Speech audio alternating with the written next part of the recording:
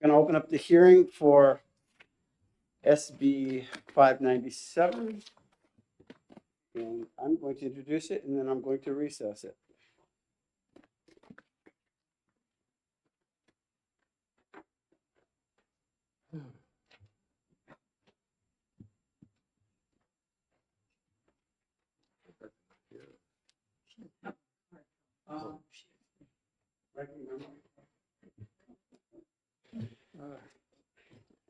Morning, Senator Abar. Good morning, Mr. Chairman. How you doing today? Very well. How's it feel?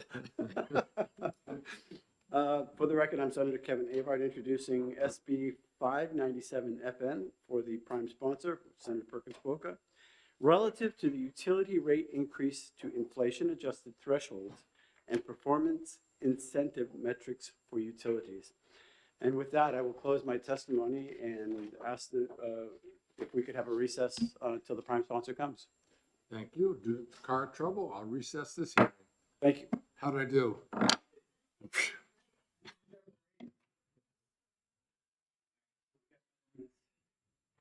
For the next bill. Hey, I got some, I don't know why this struck me so, I don't know why this struck me so funny, but I thought maybe you'd enjoy it too.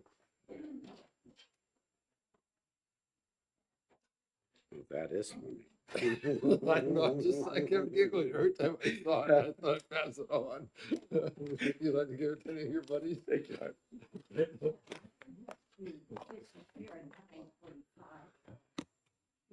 Okay, that's fine. I have 5 primes at the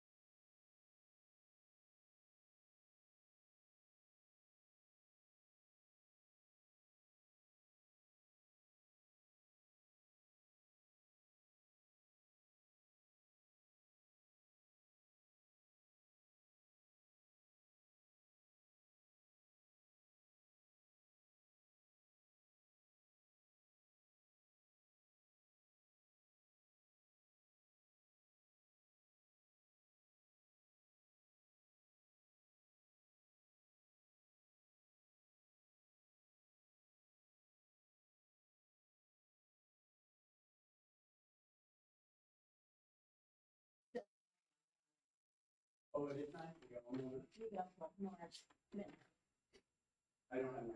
so you can make yourself pretty. Well, do I need to?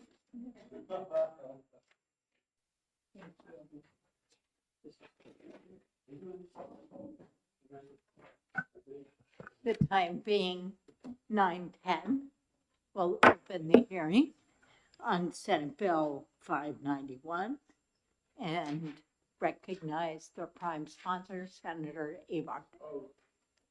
Thank you, Madam Chair, and just for the record, I'm Senator Kevin Avard, and I grabbed my wrong envelope, but I'll be right back.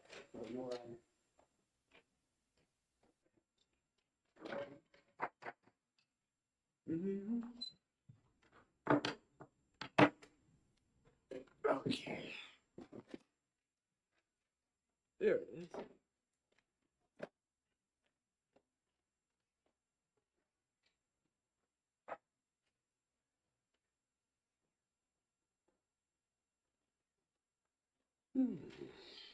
All right.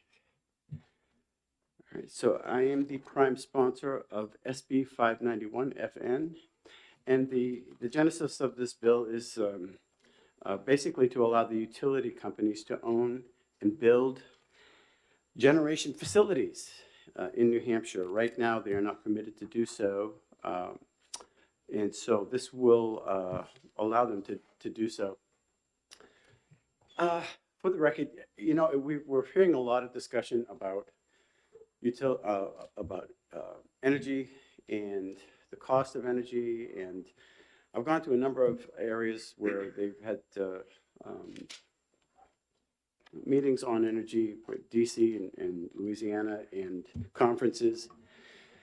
And it seems like everybody's saying the same thing, that we need more generation. And so how do we think outside the box? We need to think outside the box by looking at our history a little bit. And when we deregulated, we thought that, you know, maybe this would be able to free up and lower energy, but I don't see that happening.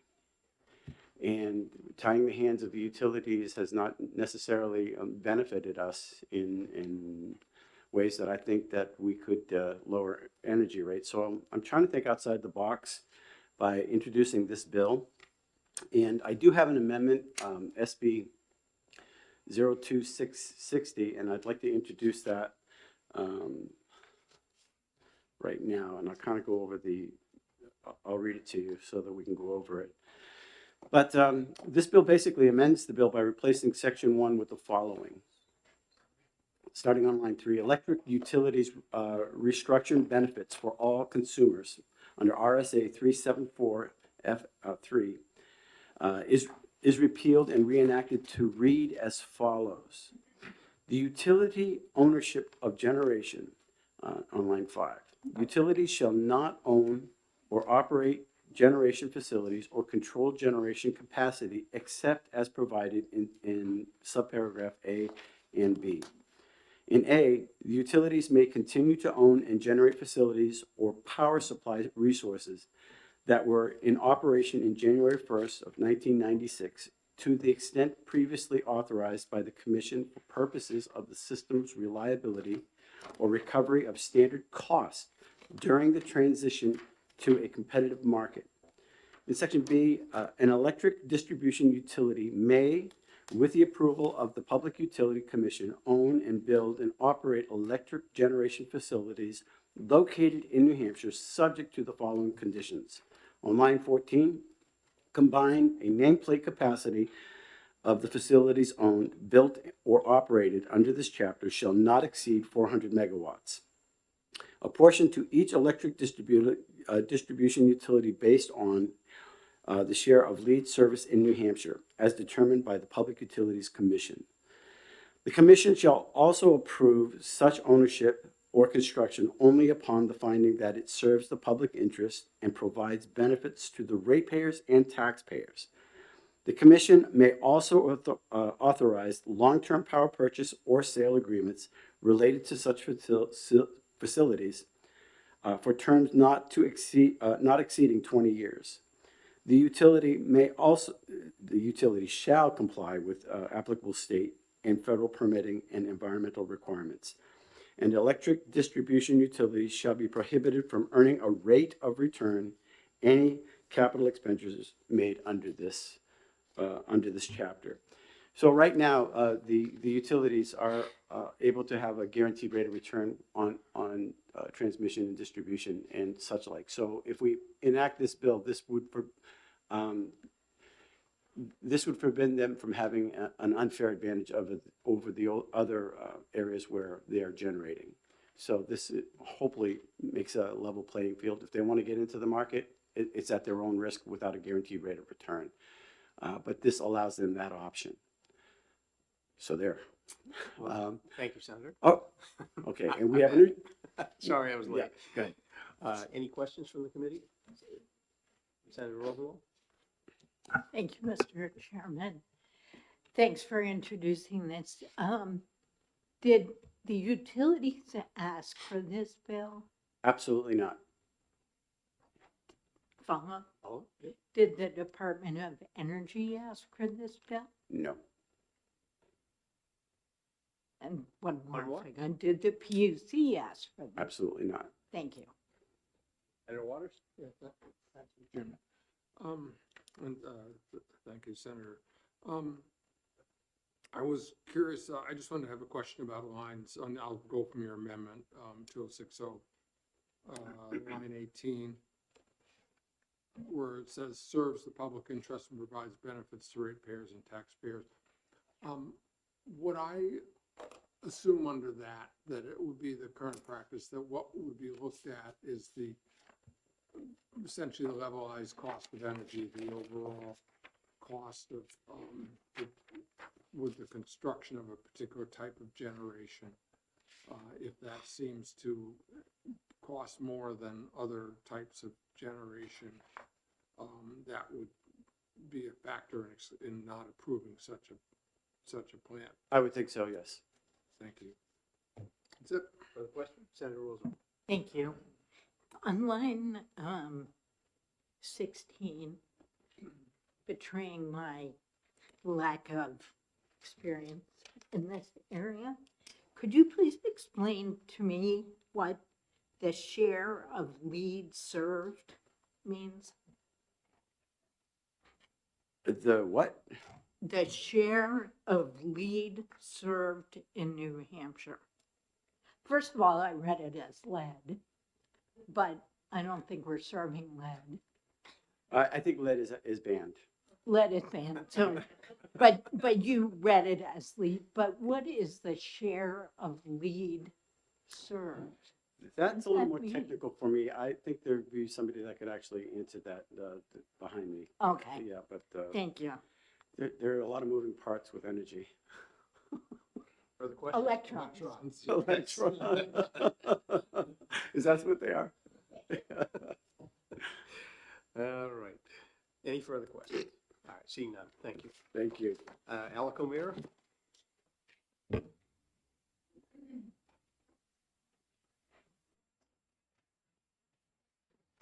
Good morning. Good morning, welcome. Thank you. For the record, my name is Alec O'Meara. I am the Director of External Affairs at Unitil. We have no formal position on this bill. That's for a couple reasons. The reason one, we have no such projects currently in the works going forward. Number two, just moments ago, I got first eyes on this particular amendment and was able to start giving it a read. That being said, wanted to be here and speak today because we have, over the last few years, demonstrated interest and willingness to explore generation opportunities for our customers in situations that make sense, specifically with our Kingston solar array that was brought online just last year. We were able to build that array under a different statute, RSA 374G, I believe, as a distributed energy resource. So one of the questions I would have just as I'm reading this overall, I would want to confirm that there's nothing in this new language that would potentially be in conflict or disrupt what we were able to accomplish with that particular array. Number two, I think it's fair to say overall, Unitil is interested in finding generation opportunities when those opportunities make sense for us as a business, as well as provide a cost benefit for our customers. That was a standard we held ourselves to with the Kingston Solar Array. I think that's one of the questions we would have as we were looking through this. And specifically on the piece involving rate of return, again, we just saw that we're still in the process of reviewing it. But I think one of the questions that we will have taking back as we're looking at that is what would that mean in terms of the overall opportunity for us as a business to be able to look at these based on the concept of the potential risk involved. So that would be a new factor that we'd be looking at as part of this overall bill. But overall, I think it's fair to say that we are open to the concept of generation in terms of making sure it makes sense for us as a business and for our customers as well. Questions from the committee? Senator Waters. Thanks, Mr. Chairman, and thank you. Kingston Array is a great project. Thank you. And Thank you for that. Good to see. And kind of following up on my earlier, my question of Senator Avard, looking at the cost now of forms of generation, isn't it fair to say that right now solar is probably the cheapest form of new generation that's being built across the country, and land-based wind? I am not familiar enough to say definitively whether solar is the most cheapest cost of generation at this moment. I have a feeling there's other folks here that would be more comfortable speaking to that. I can say that for our project in Kingston, we were able to demonstrate that in building that array, it had a cost benefit for our customers. Just to follow up on that, if I may, Mr. Yeah, Chairman. follow up. So, you know, we saw 1,600 megawatts of solar and wind come online in Maine, which is one of the reasons why a couple of days ago, the cost of energy up there at the peak was minus $43, and it was plus 270 or something, 240 around the other New England states. That's a transmission problem too. But would it be fair to say that 80% of the new generation in the United States capacity over the last couple of years has been solar or wind? Again, I'm not familiar enough with the national generation market. As a distribution utility, we aren't in the generation market as a whole. I think it's fair to say that there's been a good amount of new generation that has been renewable focused in New England. I don't know the specific percentage. Thank you. Thank you. Further questions from the committee? Seeing none. Thank you very much. You're welcome. Molly? In opposed to this bill? Wishing to speak?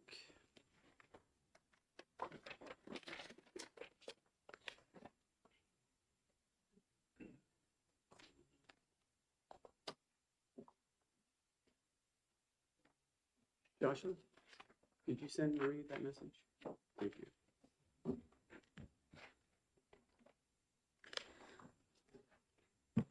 Right. Good morning. For the record, my name is Molly Connors. I'm here on behalf of the New England Power Generators Association, otherwise known as NEPCA. I am here in opposition to Senate Bill 51, allowing utility companies to own or build generation facilities. But at the start, I want to say I appreciate the sentiment of the sponsor's purpose here. I recognize that wanting to attract additional generating facilities to New Hampshire and New England in general is laudable, and it's a goal that we share. I think for us, the concern is regarding the details about how the state might go about it through this bill. First off, I want to level set. In New Hampshire, there are no significant utility-owned generating facilities. This context is important. Utilities have not been in the generating business for many years now. And the reason is that power generating industry is a highly volatile, high-risk market. The companies that own power plants operate are really considered experts in the specific technologies and business models of generating facilities.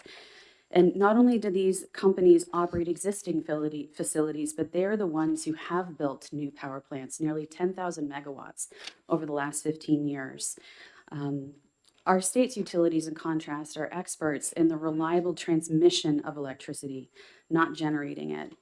591 would undermine the wholesale markets that drive and have driven huge investments in private facilities and the markets that currently support the fleet that are keeping the lights on right now. Notably, I would like to emphasize that allowing utilities to build and own power plants will not speed up construction. It will not lower costs. In fact, it might do the opposite. Utilities face the same real-world bottlenecks as all other developers. Allowing rate-based generation will not fix the underlying challenges of development.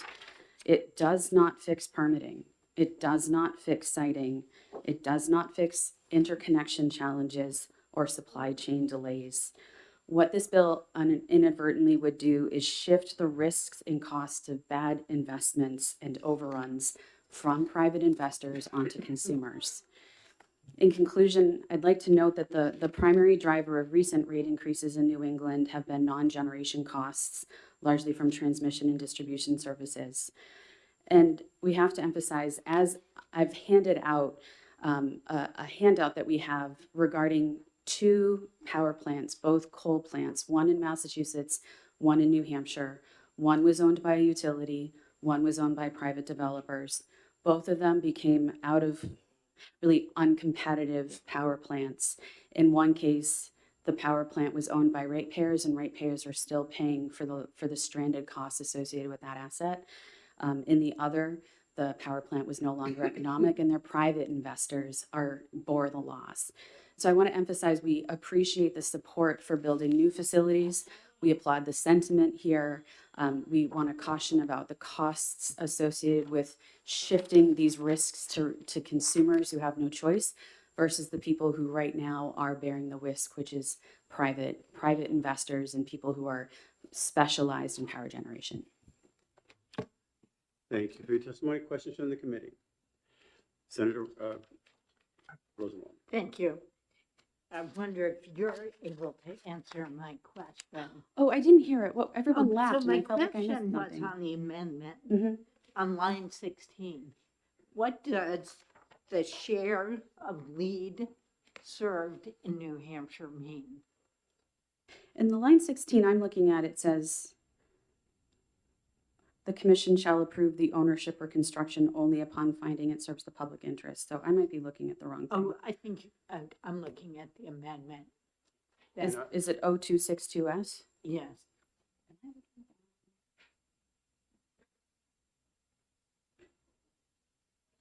It's 6-0. Oh, well, breaking news over here, senators.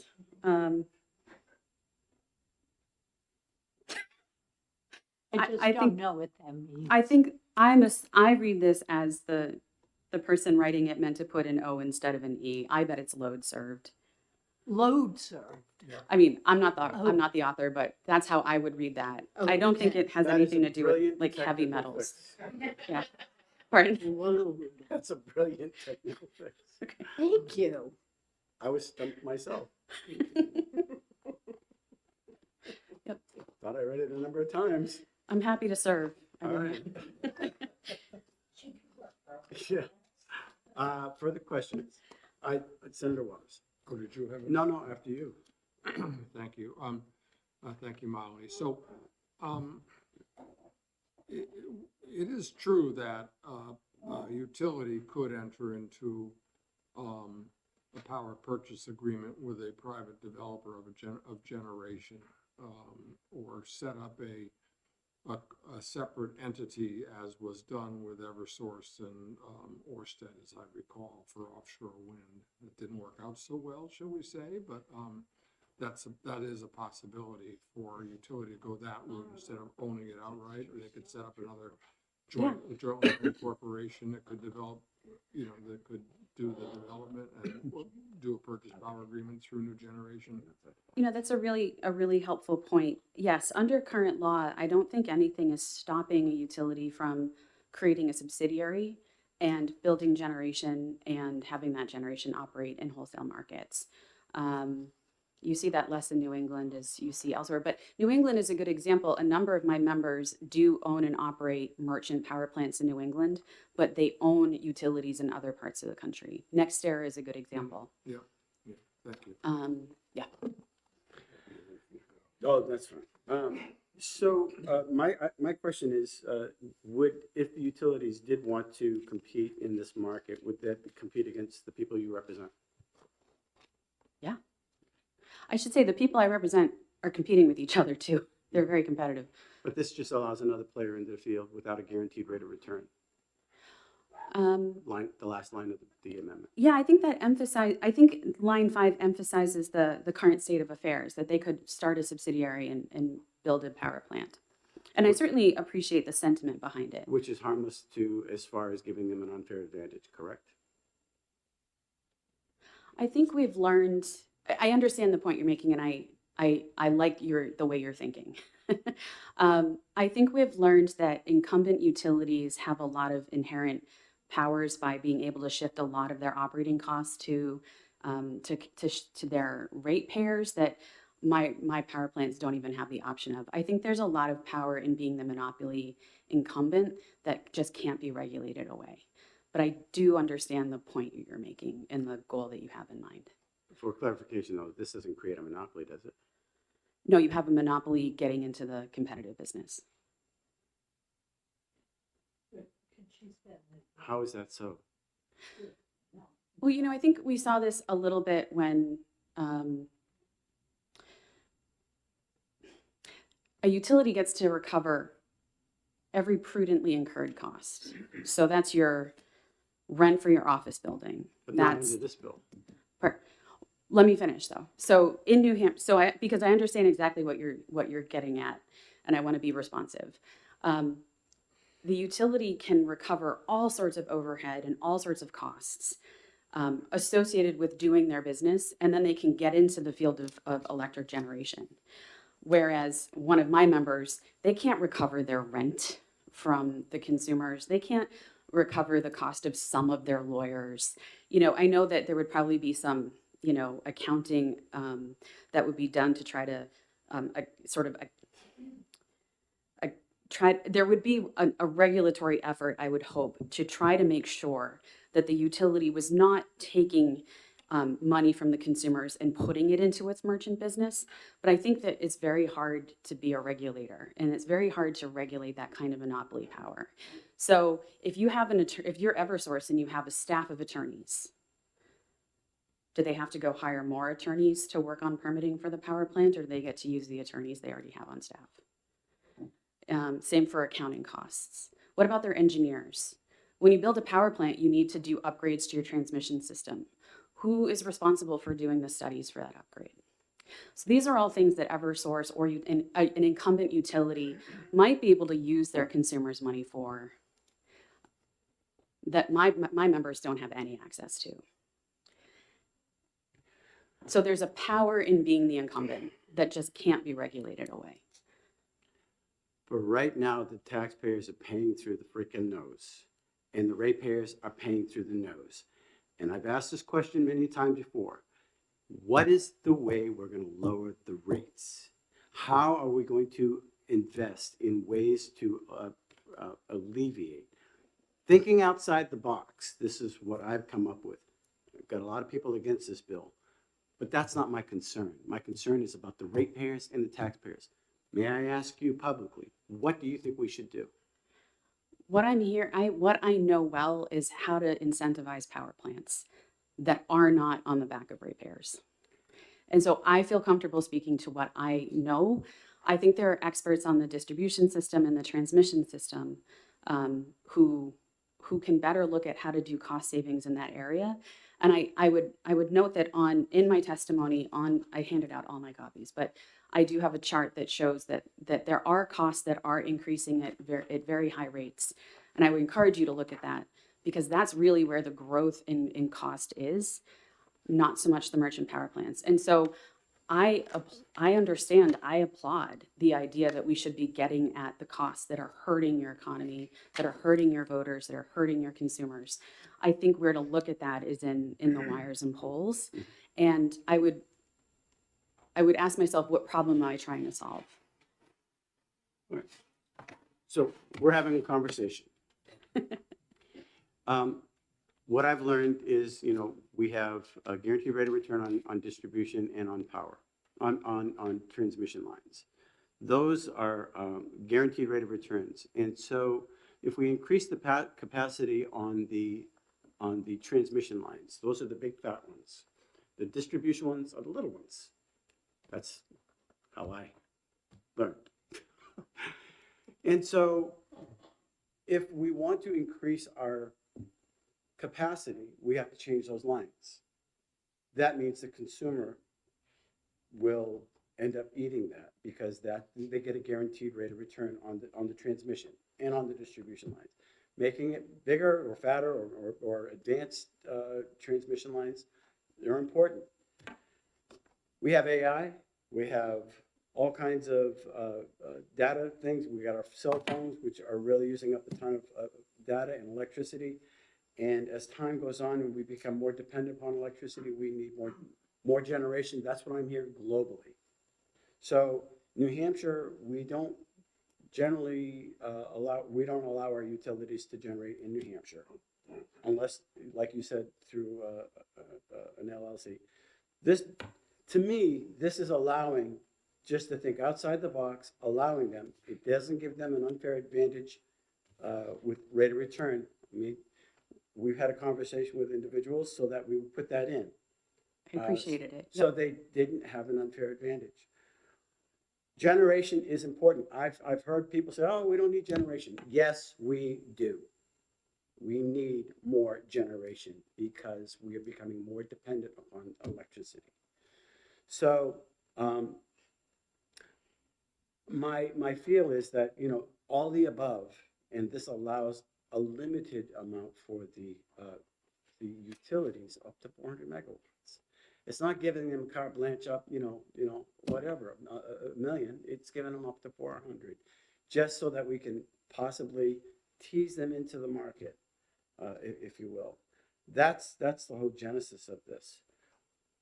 I'm trying to find a solution, and literally, you know, bipartisanly, however we can do this. And I'm hearing no, no, no, and I'm trying to think outside the box and allow something for more generation and relief for our ratepayers. I support that. I am a ratepayer too. I wish more elected officials were talking about that, and I applaud the sentiment of this. I think the challenge with generation in particular, and this in your, there are a couple of things that you mentioned. I want to pull the thread on a couple of them. One is we need more generation. And I know you mentioned you've been going to a lot of national conferences, and across the country we're seeing problems or challenges on the grid where you have demand going up almost exponentially with AI and also, you know, electrification of transportation and heating. And so there are parts of the country where they have seen that kind of increase in demand that was so fast and not so fast that even very cautious people didn't see it coming. And that the grid has struggled to accommodate all of that, you know, efficiently and fairly, some would say. What we're not seeing that in New England. The most we do see an uptick in demand, at least according to forecast by ISO New England, but we do not see the rate of increase that we see in other parts of the country. At first, the ISO thought, and some of their forecasts from a couple of years ago were saying you're going to be going up pretty rapidly, like maybe 2 or 3% a year, something like that. And what they were basing it on in New England was electrification of heating and cooling, heating and transportation. What we have not seen in New England is AI demand, at least not yet. And so what the ISO has done is they've actually tamped down their forecasts. And so if the concern is regarding reliability and will we have enough generation, I think that's a question I think is timely. I think that at least right now, the demand for electricity in New England is not increasing at the rapid rate that other parts of the country have said. And so there is still time for private merchant generation to come on board. What you don't want to do is start building a bunch of billion-dollar power plants and then find out that you were wrong. And now the ratepayers are on the hook for that. A 400 megawatt power plant, depending on the technology, be really expensive. And so you don't want to force, you don't want to discourage merchant generation, encourage utility generation inadvertently, and then end up with more stranded costs. I don't want to hog the time, but I still have a few more questions, if I may. You're the chair. Yeah, I know. And I'm not trying to grill you, but I'm just trying to It's get an fair. No, it's understanding. fair. Right. Yep. So, I mean, we could possibly get micronuclears in play here, and up to 75 megawatts. It doesn't have to be up to 400 megawatts. It could be micronuclears of 75 megawatts, and on a little 5-acre area. Those could be private, they could be the utilities. But you said something very critical to me right now. You said AI demand, not yet. So we put the green light today and say, yeah, governor signs it into bill today. We're still looking 5 to 7 to 10 years up the road, with a today. Mhm. That meaning, ISO may look. Are you telling me ISO saying 5 to 7, 10 years we're not going to need more? No, that's not what I'm saying at all. I know you're not. Yeah. But I want the public who's watching this to understand that. So if we say today, it doesn't happen like McDonald's, right? It's not number 3. Come on, pass it through. This is going to take time, and then you're going to have naysayers and yes-sayers and going through the whole process. This just puts something in the pipeline in case we want to go and say, you know what, green light, we need it. And it takes years for this stuff to go through. And so all we're saying is, we start this process now. It can always change in midstream if we have to change it with the legislature. We can do that. But we're saying, hey, let's open up the door for more options. All things equal, you want the megawatt, at least in terms of the conversation we're having right now, which is about raw reliability. We're not talking about the environmental impact or any of the economic benefits of one power plant versus another. But all things equal, for reliability purposes, you want the cheapest megawatt to meet the demand. And nothing is stopping utilities right now from saying, we are the ones who can provide the megawatt at the cheapest demand. We got this. I'm going to start an LLC. I'm going to go compete. Some of the utilities in New England did try to do that with offshore wind. And so nothing is stopping them from doing it right now. And they would have to, because they would be competing in the market versus in an economic regulatory proceeding at the PUC, there would be real-time consequences if they were not the cheapest megawatt to meet the unit for demand. Senator Waters. Thanks, Mr. Chair. So you have the amendment 0260 in front of you now. Let me ask another question first. In terms of future generation,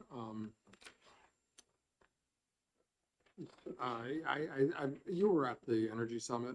Mhm. Yeah, and isn't it? You should all come to our energy summit. We have an energy summit every year. It's the Yeah. best conversation in New England, But, I think.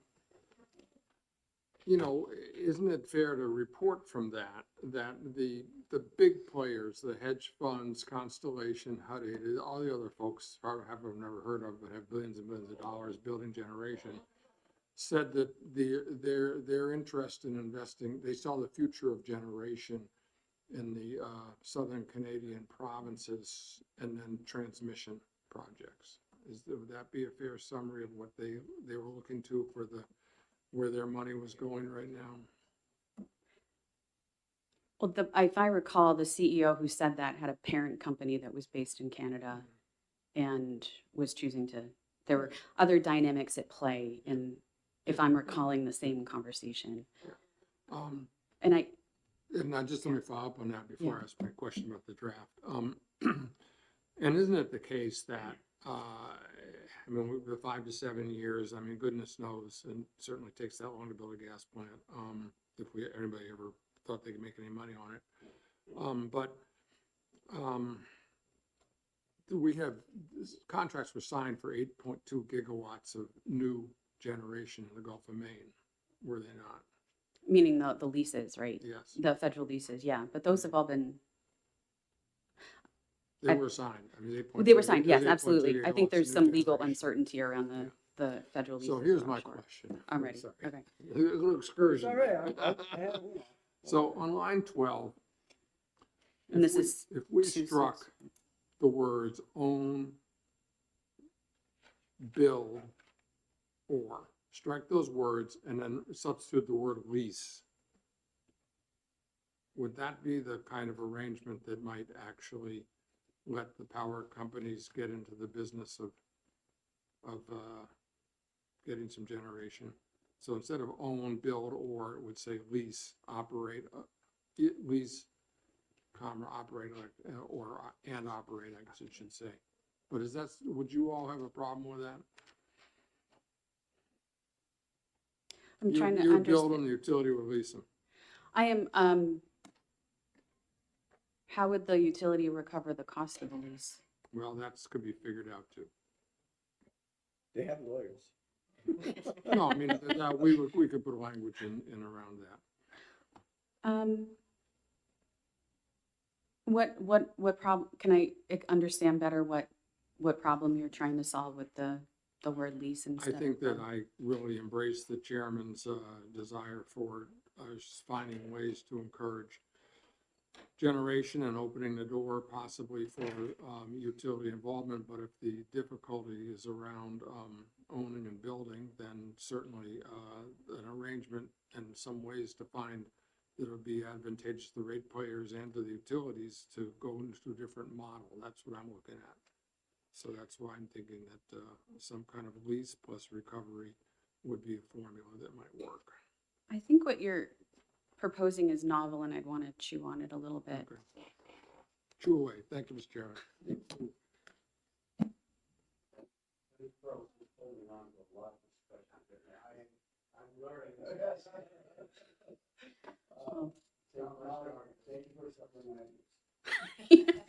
You're welcome. I appreciate you. Well, I hate sitting where you're sitting. It's easier to sit where I'm sitting and asking questions. I'm not sure it is. I think I'm not the one who's seeing voters every day who's frustrated. I think you're hearing a lot, and I empathize with people who are trying to solve problems, and everyone is telling them how to improve their solutions. So thank you. Thank you. I appreciate that. Okay, so Mr. Monahan.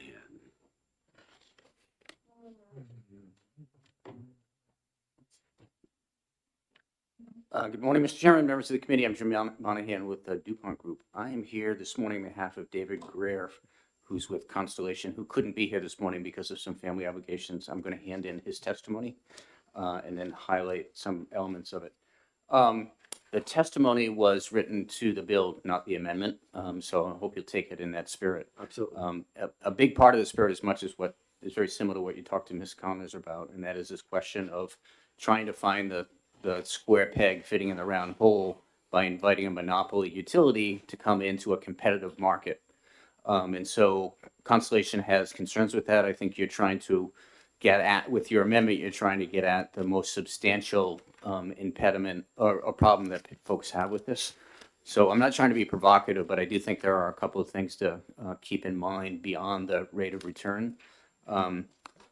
As Senator Waters and others have alluded to, there's nothing stopping utilities today from setting up an unregulated affiliate and getting into generation business. We saw that with some of the offshore wind, and in New Hampshire, we saw that where Eversource formed a new LLC with Hydro-Quebec to build a Northern Pass to get into kind of the generation transmission business to bring more in. So there's a model out there. What Constellation, and I believe the NEPCA representatives are concerned about, is making sure that all the players in that space operate under the same risk profile. And if you set up a situation where the risks for one developer can be pushed off onto the ratepayers, it sends, first of all, it creates an unlevel playing field, and it may inadvertently send a signal to those who might invest capital in New Hampshire that, you know, New Hampshire is a utility-owned state, so we're going to go somewhere else. So you could have the perverse impact of what you're looking for, which is you might encourage the utilities to step forward, but in the process send the wrong market signal to other players. That does not mean that Constellation doesn't see the need for working with state governments to find the right path to more generation. You may be aware, Constellation recently acquired Calpine, and so they own the second largest generating facility in New Hampshire now, in Londonderry. And as a big national player, They probably have some insights and resources that could bring to the state to add to this conversation.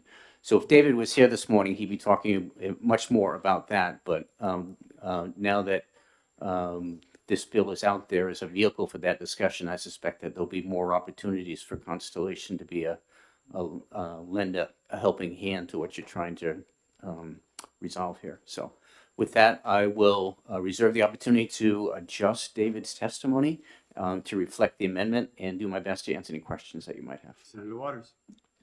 Thank you, Mr. Chairman. So just to follow up, Jim, if we were to take a couple weeks to look at this and work with Constellation and other, and Molly's group and so forth, to think about if there's a way to take that existing LLC, or I've mentioned lease arrangement, in order to create some kind of framework whereby utility could partner more effectively and perhaps with less risk than some of the other partnerships I've created in the past, that might be something that could get worked out? I'm happy to go back to the folks at Constellation and talk about that. They may have experiences in other states where they've seen this type of thing happen, but I think the bottom line is that ensuring that the risk profile for everyone in the market is the same will be the kind of the guiding principle for those conversations. Fair enough. Thank you. Thank you, Mr. Chairman. I do have. So risk pool and we need more generation. Those are two key factors, and that's what I tried to, at least on the risk profile. Yep. I tried to fix that on line 22. Electric utilities shall be prohibited from earning a rate of return on any capital expenditures made into this chapter. That was, if that needs to be modified to some degree, let me know. But there's one thing that you said that's very important to me, and I hope to the committee. We need more generation. And again, if we hit the green light today, nothing is happening overnight. Am I wrong on that? You are not wrong about that. I don't know how long it takes to build a gas plant, or how long it takes to build a gas plant that actually can get gas. So, Yeah. Well, we do have landfills, but we won't open that up. Yeah. I'll wait for the Pearl Amendment. Yeah. But in answer to your question, your last section about addressing the rate of return, that's probably the biggest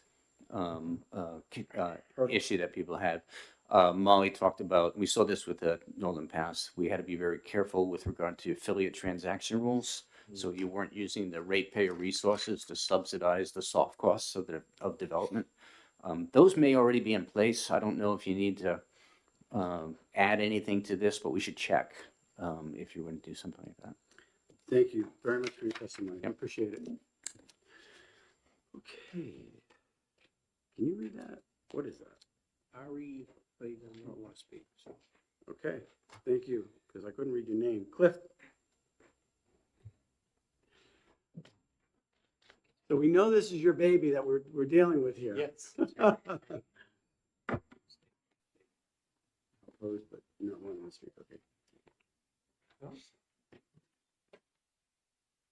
Just want to let you know that I talked with a good friend of yours about this, so he's the one who helped me with the idea, so. Okay. I'm Clifton Below. I'm here on behalf of the Community Power Coalition of New Hampshire.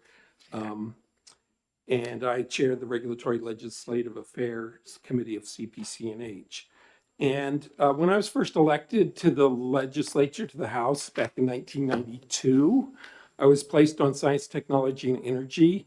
And the big issue we were facing then was New Hampshire being on track to have the highest rates, electric rates in the entire nation, coming out of the bankruptcy of a public service company and a series of 7 or 9% rate increases.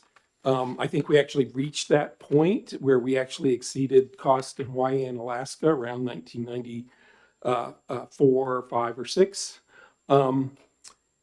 And the first study committee I was placed on was one to look at how to reduce the cost of power purchase agreements that have been entered into by the utilities pursuant to the PUC and their own cost estimates of future cost of energy, and so forth. And the solution we ultimately came up with in terms of New Hampshire's rising rates and being on track to be the highest on the nation was to move to restructure the industry and take the part of the business that can be done competitively, power supply, where there was already federal and state policy to move in that direction, and just go ahead and segregate the monopoly business of one set of wires for distribution and transmission and the competitive business and the risk of bad decisions in generation to private investors.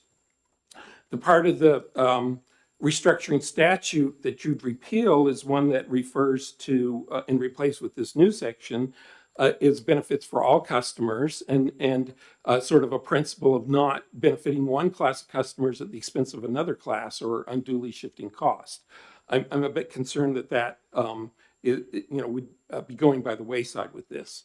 The handout that I've provided, I'd just like to walk you through it briefly because it kind of goes to the question whether this decision to move to wholesale competitive markets was a wise one or not. These are documents from the Retail Energy Supply Association that was updated just in the middle of last year. And on the second page of it, the first page just does something of a comparison between competitive states and monopoly states. But on the first diagram on the second page, you see the 14 states representing nearly a third of all electricity consumption that have retail choice for nearly all customers or all customers. The graph at the bottom of that page shows for all sectors, meaning residential, commercial, industrial, what has happened to the average price change of the choice states versus monopoly states. And what you can see is that there's been a lot more growth in the cost. The average percentage price has gone much more in monopoly states versus competitive states. The subsequent graphs on what's marked as page 2 shows that percentage change in price from 2008 to 2024 by customer group. And you see across the customer groups, monopoly states have had more price increases, a higher percentage than customer choice states. The bottom of the page shows the actual inflation adjusted weighted average percent price change by customer class in choice versus monopoly states. Again, over the past 16 years. And what you see is that for all sectors, in each sector, in customer choice states, the inflation adjusted price of electricity has actually gone down. It has been more effective with industrial and commercial than residential, but residential has also benefited. There's an additional series of graphs here that place New Hampshire relative to other competitive choice states or monopoly states. And in particular, I point out New Hampshire versus Vermont, because Vermont is a state that is the one New England state that did not restructure and move towards competitive power supply. So in that case, there's no customer choice in Vermont.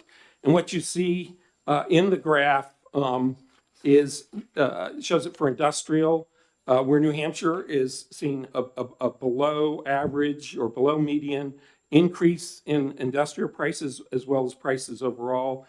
And Vermont has been consistently seeing more increases than New Hampshire over this past 16 years. I have a digital version which I'll send you that provides some more information, more detail on this.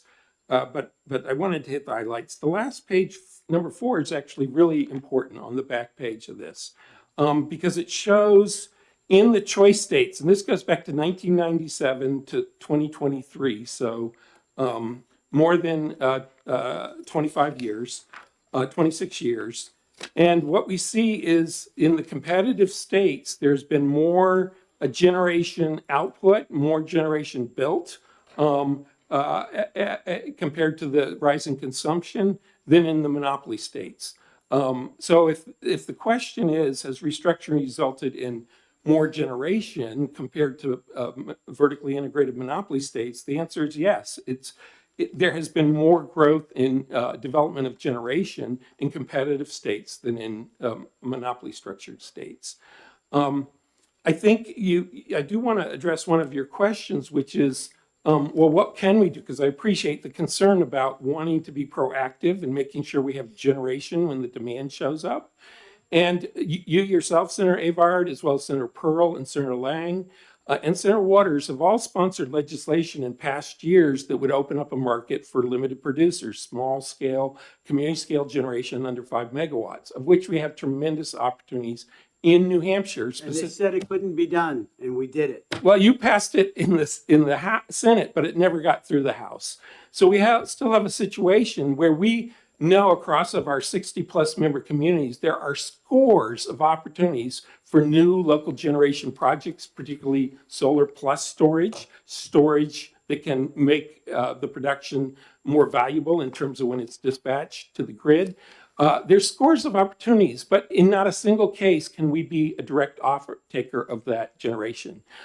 Even though since 1998, when net metering was created, the state policy has been that it should be in a competitive context of a competitive market where competitive suppliers could serve net metered customers. We, by and large, cannot do that because none of the utilities, I should say, account for exports of energy to the grid. It's treated as unaccounted for energy.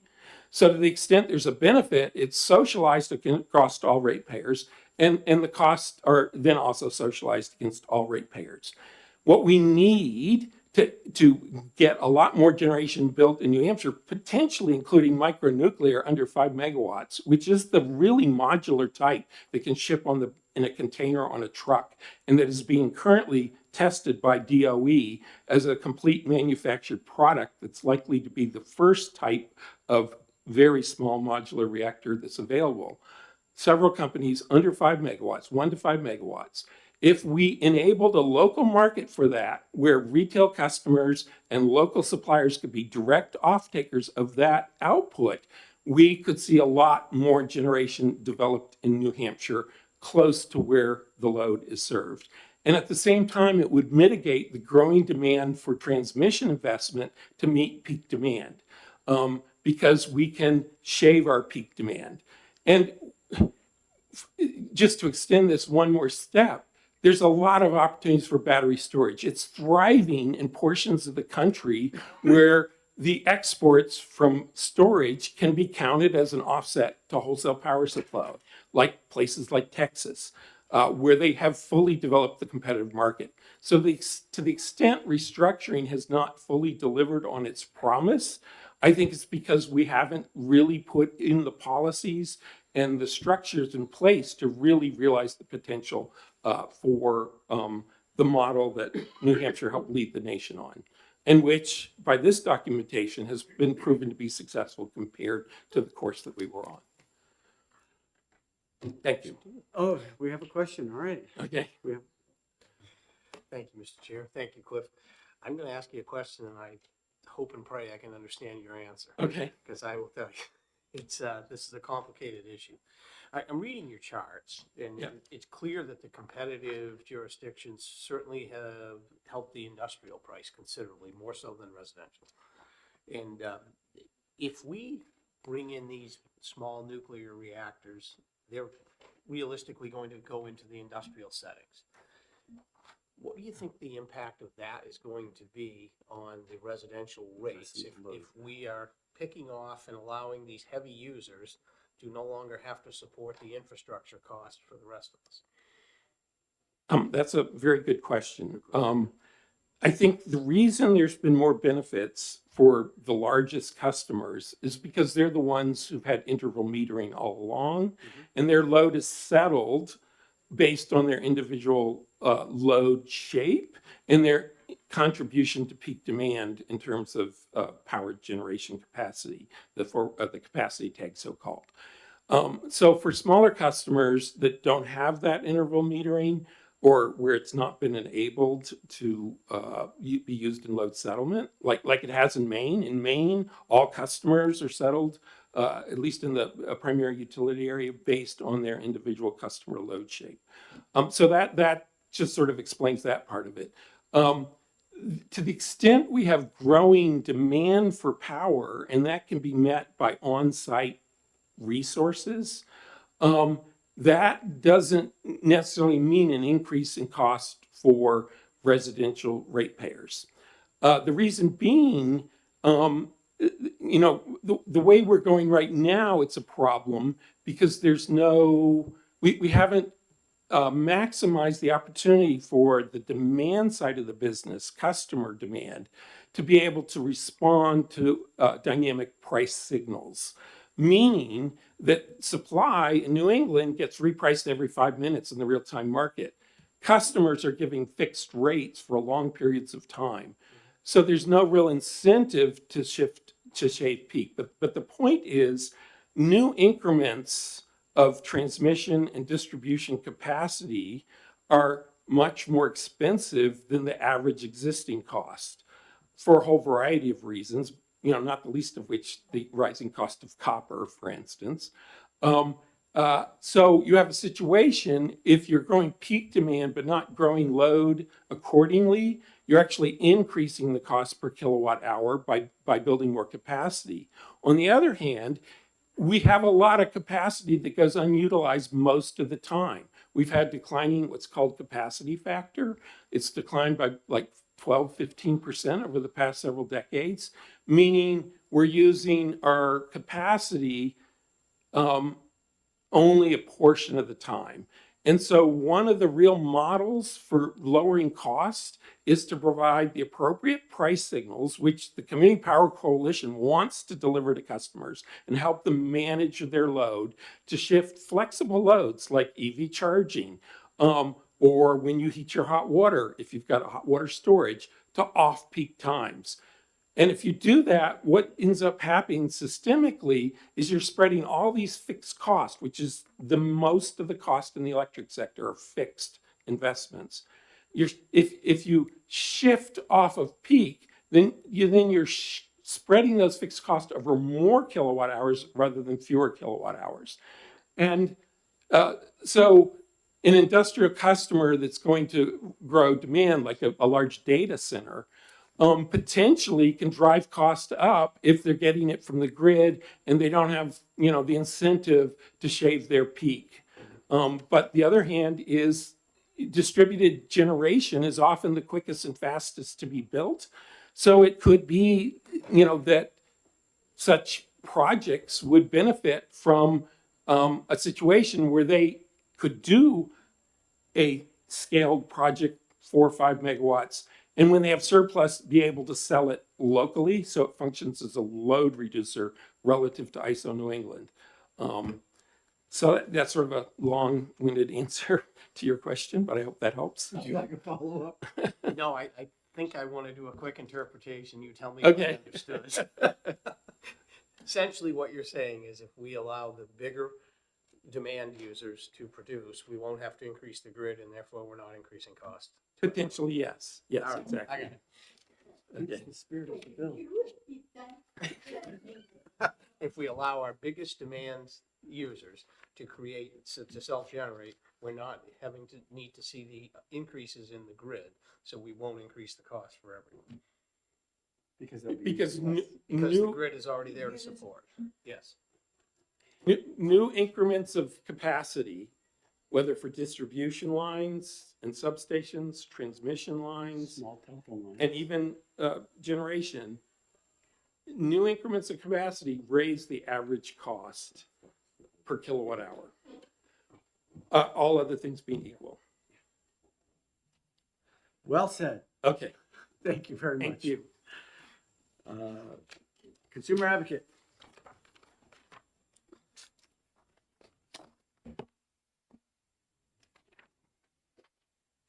Good morning, Chairman Avard, honorable members of the committee. For the record, I'm Donald Crease.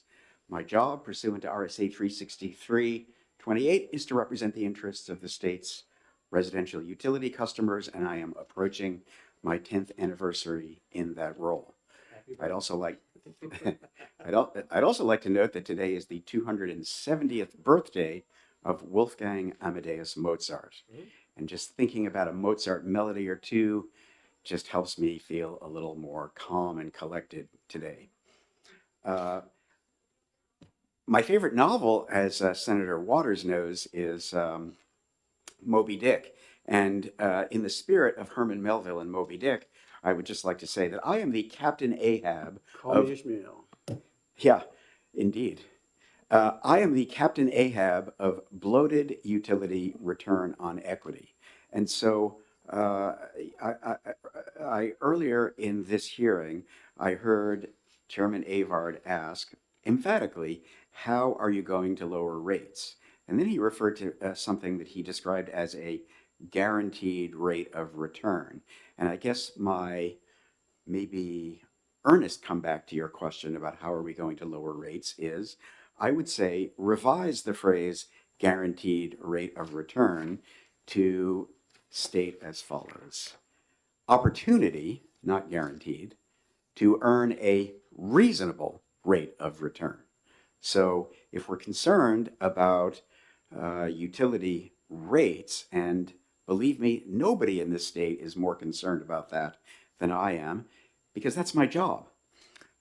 We have to do something about the lavish returns on equity that are being routinely awarded to our investor-owned utilities by not just our regulators here in New Hampshire, but our federal regulators at the Federal Energy Regulatory Commission, and frankly, regulators around the country.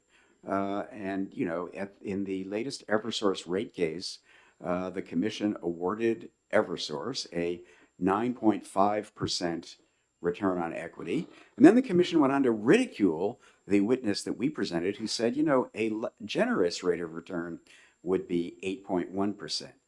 The difference between 8.1 and 9.5 is pretty big. And if you rein in the utility rate of return, then you have tamped down the utility incentive to overinvest in their utility assets. Who defines what's reasonable? Well, ultimately, the commission gets to decide that. But reasonable, according to the U.S. Constitution, if you read the Hope and the Bluefield opinions, or if you read Justice Souter's opinion in Appeal of Public Service Company of New Hampshire from 1988, you see that reasonable return is a function of risk. How risky is this company from an investor perspective? We are talking here about monopoly providers of an essential public service. The idea that they need a 9.5% rate of return in order to invest in assets to provide that service doesn't pass my personal straight face test. But that's Isn't just that what deregulation did, though? Didn't we set that up as a legislature as a way to fix our costs? well, what we did in the Restructuring Act. And first of all, let me just say, I agree with everything I heard Ms. Connors say, everything I heard Mr. Monahan say, and everything I heard Mr. Belos say. I think their take on this situation is astute and worthy of your favorable attention. We restructured the electric industry starting in 1996. It took until 2018 to finish doing it. The ratepayers of this state have forked over billions of dollars in stranded cost payments in order to make that possible. And the idea was to transfer the investment risk associated with generation assets from captive customers to investors. We did that, and now we're talking about walking that back. I don't think that's good public policy. I don't think that's going to get us where we need to go. The generation part of your electric bill is not what has been exerting upward pressure on bills and rates over the years since the Restructuring Act was adopted. What's exerting upward pressure on rates is distribution costs and transmission costs. The transmission grid in particular has been gold-plated. There's a bill coming up to deal with asset condition projects. That is spot on. I mean, there are $5 billion of asset condition projects somewhere in the pipeline from planning to execution in New England. And those projects are going virtually unreviewed by anybody for prudence. That's a big problem. And there are all kinds of ways that the utilities have figured out to get stuff into rate base without anybody really talking back to them. It's hard for me to talk back to them.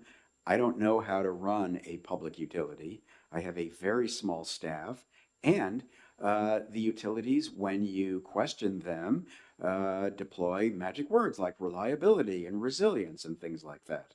But they don't take into account what the value of the next unit of reliability or resilience is. Their premise is just the more we spend, the more reliable and resilient the grid becomes, so you should let us do it. That puts the regulator in a really difficult spot, and it puts me in a really difficult spot. So I'm frustrated because rates are getting out of control. I have a notebook full of bills that various legislators in both caucuses and in both chambers have introduced to address this problem. How many of those legislators consulted with me as they were grappling with these problems and drafting their bills? Answer, none of them. And so I feel alienated from the legislative process. And maybe offline, maybe some of you smart members of the legislature could tell me what I'm doing wrong, because I'm very concerned about this, and I would like to help the general court address these problems. Just on that note, have you contacted any of the legislatures to draft any bills, seeing how you're the advocate? I did not. Thank you. I want to stop right there. Stranded costs, you brought up stranded costs. I remember there was a boat plant that they spent millions of dollars on with a new pipe to keep the energy clean. Is that part of our stranded cost, seeing how we shut down that boat plant with the coal? Yes, That was a mistake, don't you think? I do. Thank you. 2 out of 3 ain't bad. That's a good song. 2 out of 3, because 2 of our testimonies said that we do need more generation. I agree that we do need more generation. It's just that the impediments to creating generation don't get addressed if we tell the utilities that they can invest. The amendment that everybody's been talking about here, the last 2 lines of it say, electric distribution utilities shall be prohibited from earning a rate of return on any capital expenditures made under this chapter. I assume that what that means is prohibited from earning a rate of return from captive customers. Obviously, nobody in an investor-owned business invests in anything. If the law prohibits them from earning a return on their investment, then they won't do it. So I think the intent here is to say, all right, utilities, you can make these investments and you can go pursue returns in the competitive energy market.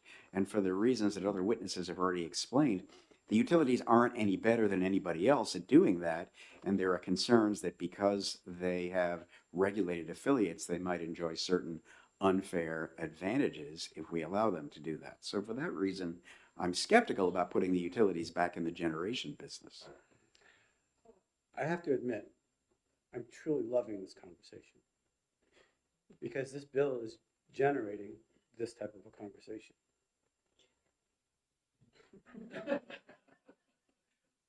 Thank you. As Senator Rosenwald said, generation. And I think it's very critical that we do this.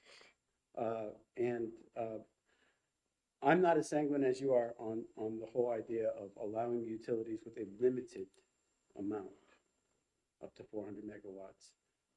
Maybe changing some language so that the reasonable rate of return, they may never do it. You know, Senator Waters' idea of potentially allowing for them to lease. But the beauty of what we're seeing right now is the fact that we definitely need new generation. And we need to open up the doors to that. And if we start today, it's still, you know, up in the air when that is going to happen. But if we don't do something today, nothing's going to happen. And so this is pushing the envelope a little bit in that it's making on people uncomfortable. I get it. It's definitely, but we're also having a conversation on real terms here, layman's terms. Well, respectively. So that we understand that we're trying to fix this situation. We definitely need to identify some of the problems, and trying to open up the door for this new generation is critical in my humble opinion. Am I wrong? I think that we have to think hard about what generation is actually missing and why, and then we have to figure out how to get it. So, most of the new generation that is in the interconnection queue these days, regionally, is a bunch of solar panels and wind turbines. So, Don't forget hydro, we got hydro. and hydro. So that's what the merchant generation industry is presenting to regulators and others in New England as where they want to go next based on what's cost effective and sensible as an investment for them. So if we don't like that, then we have to think about what we do like and how to get more of that to them. And I know that there are bills that are designed to encourage the development of Generation 3 and Generation 4 nuclear plants. I know there are bills that are designed to encourage more fossil technology. As I think it was Mr. Monahan or maybe it was Ms. Connors said, if we want to build more gas generation, we have to figure out how to get them fuel. That's a different question altogether, having to do with pipeline capacity. So there are a lot of difficult questions here. But again, I simply don't agree that the thing that is causing rates to get out of control is generation. It's actually transmission and distribution that is driving rates upward. That's a different question than where do we want to be as a state in 20 or 30 or even 10 years, and what technologies do we want to use to make sure that we have the energy that we need. It's just been really super cold, and we had a big storm, and if you're the least bit like me, that causes you to fire up the ISO New England app on your phone or the ISO New England app on your computer and watch what the wholesale electricity markets have been doing. And they've been doing some really interesting things because there have been some anomalous conditions on the grid over the last 3 or 4 days. So when those anomalous conditions occur, it's a suggestion, I think, to us that we need to create ways to be more responsive to times of peak demand so that electricity prices at wholesale don't get out of control. So that would have to do with demand response and storage and those kinds of flexibility enhancing things so that we don't have to build and use so many resources that are really only useful to us at times of peak demand. And we also have to think about what our relationship is to our neighbors to the north. We just put the NECEC transmission line into service a couple of weeks ago, and that's had a really interesting and weird effect on the electricity grid, where you've seen times where it got really cold in the last couple of days. All of a sudden, the power flow was north into Quebec rather than south out of Quebec, where we usually see it. So why is that happening? What happened to all that energy from Canada? What's our relationship with our Canadian counterparties and our Canadian utilities? These are hard questions that we have to think about. So I guess I too am enjoying today's conversation. I think it is a useful one for us to have. With regard to the reliability of our grid, I'm watching the news and I'm seeing that down in Georgia, they've had like this much thickness on their lines. Their lines are going down, and there's another storm coming. And so one of the things that we need to have as the apex of our infrastructure is the reliability of our grid. That costs money. When I go to these wonderful conferences, I'm hearing about advanced transmission because they hold more capacity. Thick lines, maybe a little bit more thicker so that they can bring in more energy. That costs money. If we bring in the advanced lines, that's going to cost our ratepayers a ton of money, but we need the capacity. If we don't do that, then we need more generation. That's as simple as I can. Back years ago, we used to say the pie don't lie, and that pie don't lie had to do with transmission and distribution. And so we asked about generation. We did a study on the whole thing. But now we didn't have back then what was considered to be micronuclear. That wasn't even in the pipeline as far as a thought.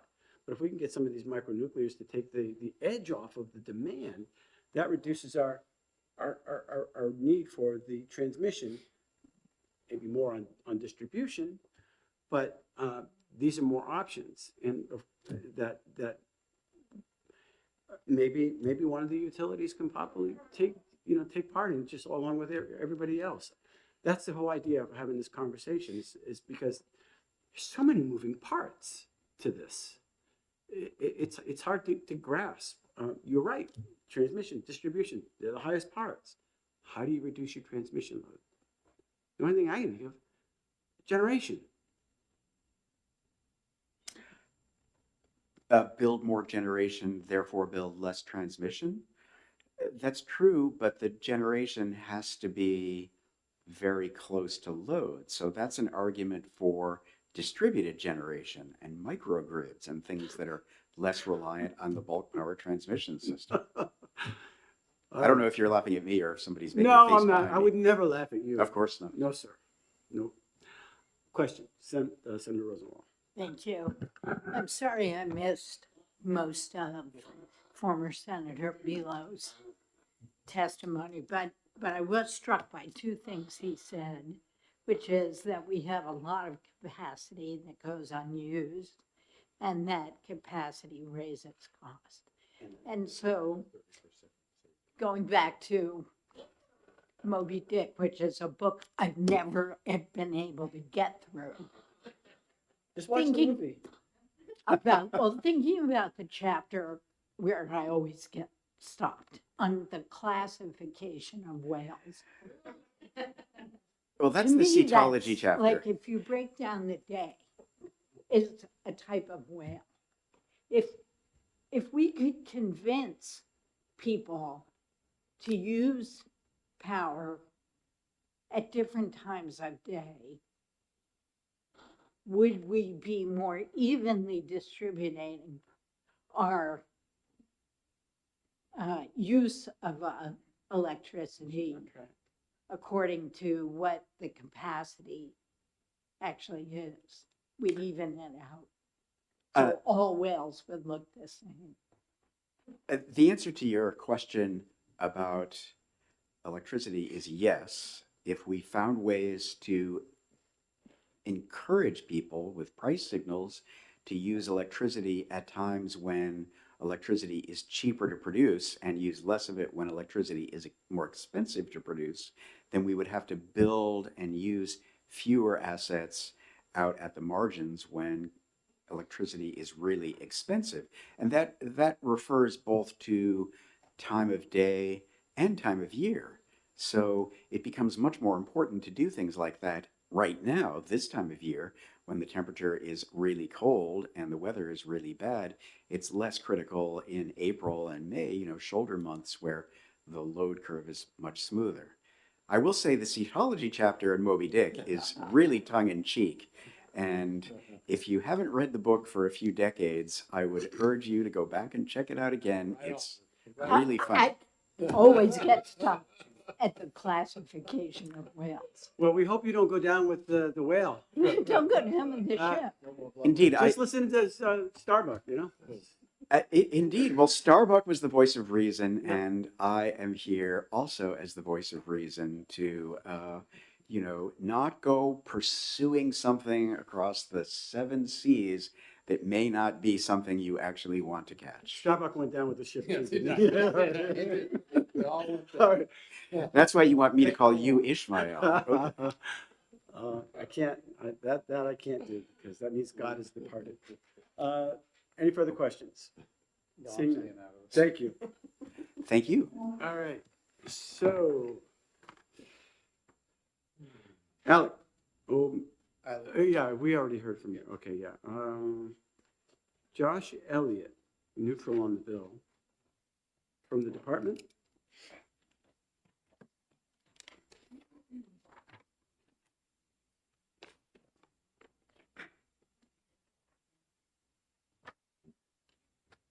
Good morning, Mr. Chairman, members of the committee. For the record, Josh Elliott, Director of the Division of Policy and Programs. Tough act to follow. I'm not going to start with my favorite Mozart piece of music, which is the Requiem Mass, so I'm going to say it anyway. But you can't go wrong with the Marriage of Figaro either. So I think today, the discussion that we've had, and I'm not gonna read my letter here verbatim, is great, has been a great conversation, right? And I think maybe the best venue is to continue that conversation with this bill. It might be a good path forward for this bill to continue that conversation, whether that's a study commission, a study committee, directing the department to open an investigation. That's a death to me. Here to offer solutions, here to Yeah. offer potential paths forward. But I think it's instructive that in the discussion here, you've heard from a variety of folks. You've heard from the consumer Yes. advocate, right? You've heard from people who own generation. You've heard from other folks who are operating in this space. You have, one of the architects of the original restructuring statute, right? And I think and as you heard from each of the individuals, right, there's different pieces of the energy system, the electric distribution system, where they point to, hey, what about this? What about this? This is something you should look at, right? And I think that really just goes to highlight that there is no silver bullet to fixing all of these things, right? There is no magic wand. There is no, one thing, hey, you do this one thing, you pass this one bill, you fix this one thing, and then all of a sudden the rest of the system, energy system as a whole, all of a sudden fixes itself, right? There are no silver bullets. There are no easy answers, right? I hate to be the bearer of bad news here, but I think I'm probably just saying out loud a lot of folks think, which is why I think there is some utility into continuing those discussions, continue those conversations, whether it's an informal setting or an informal setting, to talk about these issues, right? And you sort of hit the nail on the head, right? Of what's going on. You're hearing from voters, right? That's, to not to be political about it, right? There were recent elections that this affordability was very prominent, right? And it's something that folks are increasingly concerned about, right? Something that's sort of faded into the background is now front and center for folks. People pay attention to their bills. I think one of the things when you're out there talking to folks, New Hampshire Saves, energy efficiency programs, right? That's a very easy, quick, relatively speaking, in terms of reducing costs for folks. It's a great program. My home went through this process over the summer. I think I've talked about it before. I think the best advocates for energy efficiency are the ones who've done it recently, because then they're like, holy cow, look at this thing I had done. Look at how lower my bills are. You should do this too, right? Not to say anything about the advertising campaigns and other things like that, but sometimes the best advice and the best sales pitch you can get is from a friend or a colleague who went through it and is excited about it. But maybe I'm probably in the right field of where I get excited about those kinds of things. Maybe you can skate with Nancy Kerrigan and all her commercials on energy efficiency. You know how to skate? I haven't in a while, but my daughter's been asking me to take her skating. So, but at any rate, that has nothing to do with the bill in front of us. But I wanted to at least offer sort of that perspective there of, hearing the discussion, hearing that, offer the potential suggestion of turning into some sort of thing with firm recommendations on the outside of it. I think Senator Waters may want to talk a little bit about something that you have on here. Yeah. Maybe? Yeah. Yeah. Okay. So I see finding out, but you have the line there about no limit on the, there's no limit on the number of facilities or cumulative size cap. Yes. So as would you introduced, advise that there be just say a total of, and set a number, say the 400 megawatts, so that would incorporate, no matter how many you have, it can't go over total. yeah. So I think the various amendments, I Agree think to all that. address that in a different way, but yes, address that question, because right now it would just be open-ended that the facility itself would have a cap size, but not the number of facilities that could participate. Yeah, so. Which I don't overall- believe was an the overall intent. Megawatt cap would be probably the simplest thing.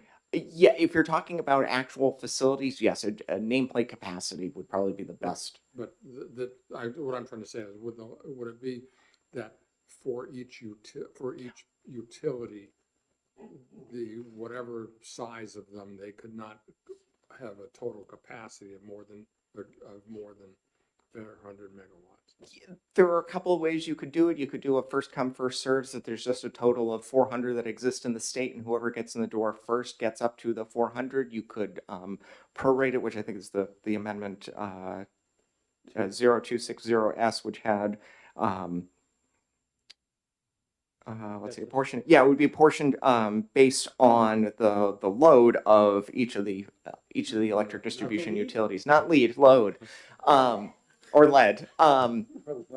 Very easy, and spell check wouldn't catch that. So We've all been there. All right, well, thank you. That's something to work on. Thank you. Any further questions? Seeing none, thank you. Thank you. Jeff, really appreciate it. And our final speaker, Mr. Licata. Chairman, I think my name in too on the side. Oh, you did? I don't have it. Oh. Then you will not be our final speaker. Thank you. Morning, for the record, Michael Licata, representing Eversource Energy. Appreciate the opportunity to testify before you today and just share some thoughts and insight on the bill. I also appreciate the senator pointing out this was not at the request of at least Eversource or any of the utilities.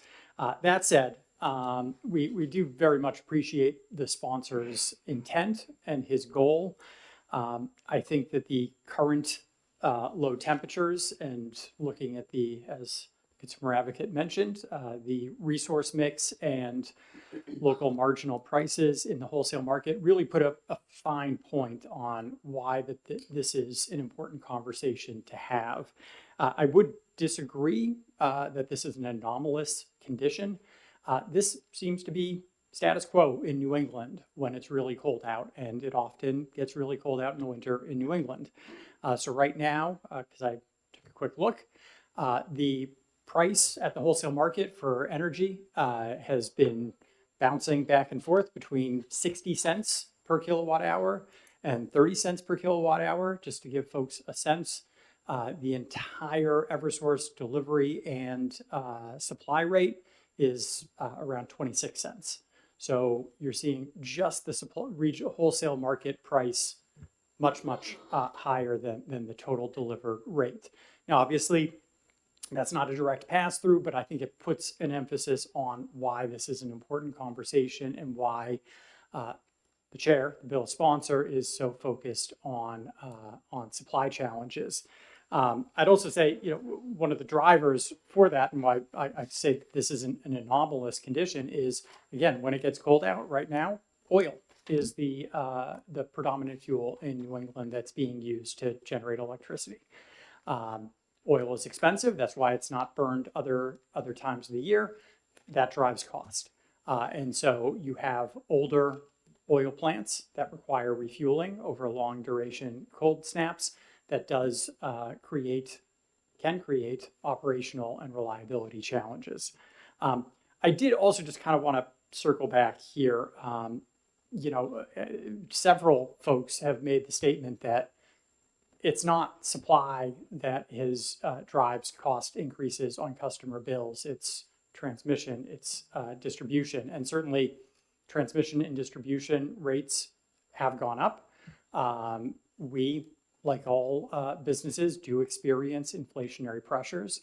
I would note that this past August, at the conclusion of our distribution rate case, the commission approved an increase of $4.81 for the average residential customer on the distribution rate. At the same time, the energy supply rate increased significantly. It went up by $13.61 for the average residential customer. So I guess I would reject the statement that no, it's all transmission, it's all distribution.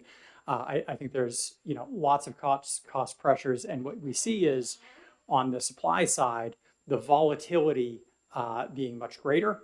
And the cost increases and swings much greater when they do occur. And that's in part because of these supply constraints that we see on the natural gas system, which is typically the marginal fuel. But again, when it gets cold out, it gets more expensive.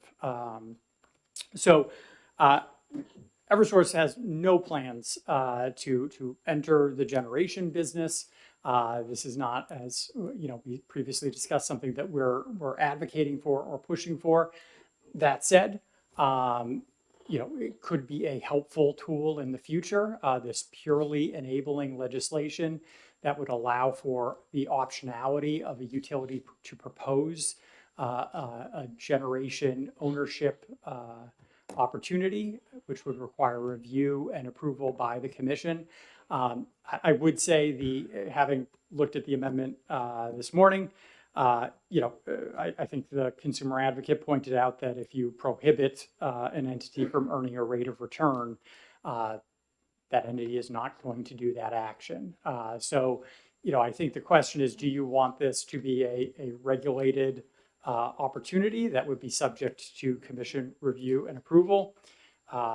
Or, as is today, without any changes in law, as has been mentioned by other speakers, utilities can set up competitive affiliates to participate in the generation business. Obviously, there's sort of mixed results on whether the current construct, and I think the purpose for the bill, really does incent the development of additional generation. So, and just the final thing, and just to knit, it's been mentioned several times, utilities earn a guaranteed rate of return. That is not correct. We are allowed to earn up to a certain rate of return. That rate is set by the Public Utilities Commission through a fully adjudicated rate case process.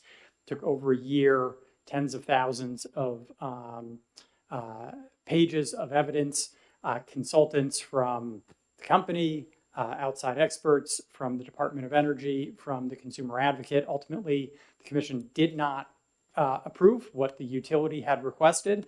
They didn't approve what the consumer advocate requested for return on equity. They ultimately settled on what the Department of Energy had suggested. So, the assertion that this is out of control and people aren't looking at it or rigorously reviewing it, I guess we would disagree with as well.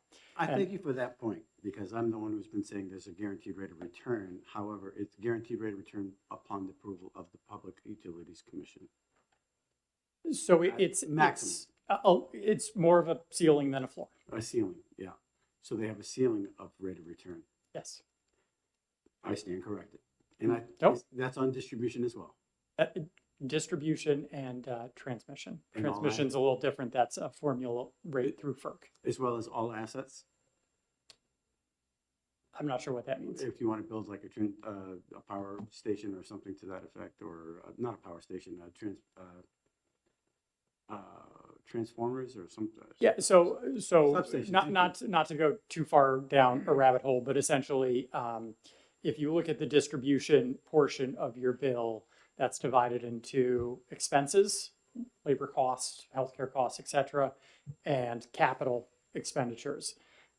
Capital expenditures are then divided again between equity and borrowing. We go out into the marketplace and borrow. It is the portion that is equity that only that portion, that we're allowed to earn up to our rate of return on. So it's a portion of capital investment.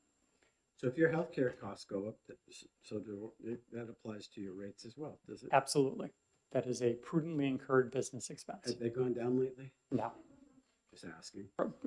There haven't been many prices that have gone down lately. Senator Waters. Yeah, thank you.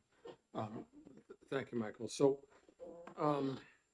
I do think there's general agreement in ISO New England and others that there is a long-term need for generating capacity. It's what that rate is of the need is something that gets adjusted now and then, and depends on a lot of different factors.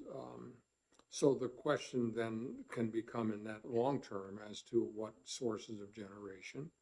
And if there's one, is there supply for gas? If it's another, environmental. If it's another, is there federal policy that suddenly says that 8 gigawatts that leases were signed for, we're not going to get? So that's, those are those issues that I think need to be worked out, and I would be supportive as folks come forward with needs that we may to do in the legislature to enable that. The more immediate issue, though, as you mentioned about these anomalies, has to do with so-called peaker plants, right? Mm-hmm. How is it that at a moment like that, the generation capacity comes up? And wouldn't it be fair to say that, in terms of that demand response, that demand at these times, that there are a lot of different ways besides new expensive peaker plants to deal with those peaks. I mean, I won't go into them, but there are a lot of different ways, Mr. Crease has gone into them, some others do as well, so that it just seems to me that anything we propose that looks like it's going to encourage generation has to be careful to bifurcate what we're talking about, whether it's long-term or whether it's trying to figure out how to respond to, I mean, it makes no sense to try to fire up a lot of oil plants. They break down, right? They're not reliable. But if that's what we got, that's what we've got. So it's not just, I'm just saying, aren't there the two kind of ways of looking at it? Yeah, so I guess I'll, two thoughts. One, I think Mr. Elliott said, there's no silver bullet, and he's absolutely correct. And he highlighted one avenue that is a very useful tool to reduce, both energy costs and also peak usage, which is energy efficiency, and the New Hampshire Saves programs as the utility administrator. So not only does that reduce a customer's usage all year round, it also reduces usage during peak times because it's lower overall. So that's a good example of, I think what you were talking about, Senator. There are other tools besides just building more and more supply. And I think overall the premise of your statement is this is really complicated and there's a lot of risk and you have to be very careful. Let's take an example of our neighboring states who very much have been focused on this issue as well and wanted to have long-term contracting in place to incent the development of whether it's more transmission to bring in supply from Canada, whether it's offshore wind. There were attempts to bring in natural gas pipelines.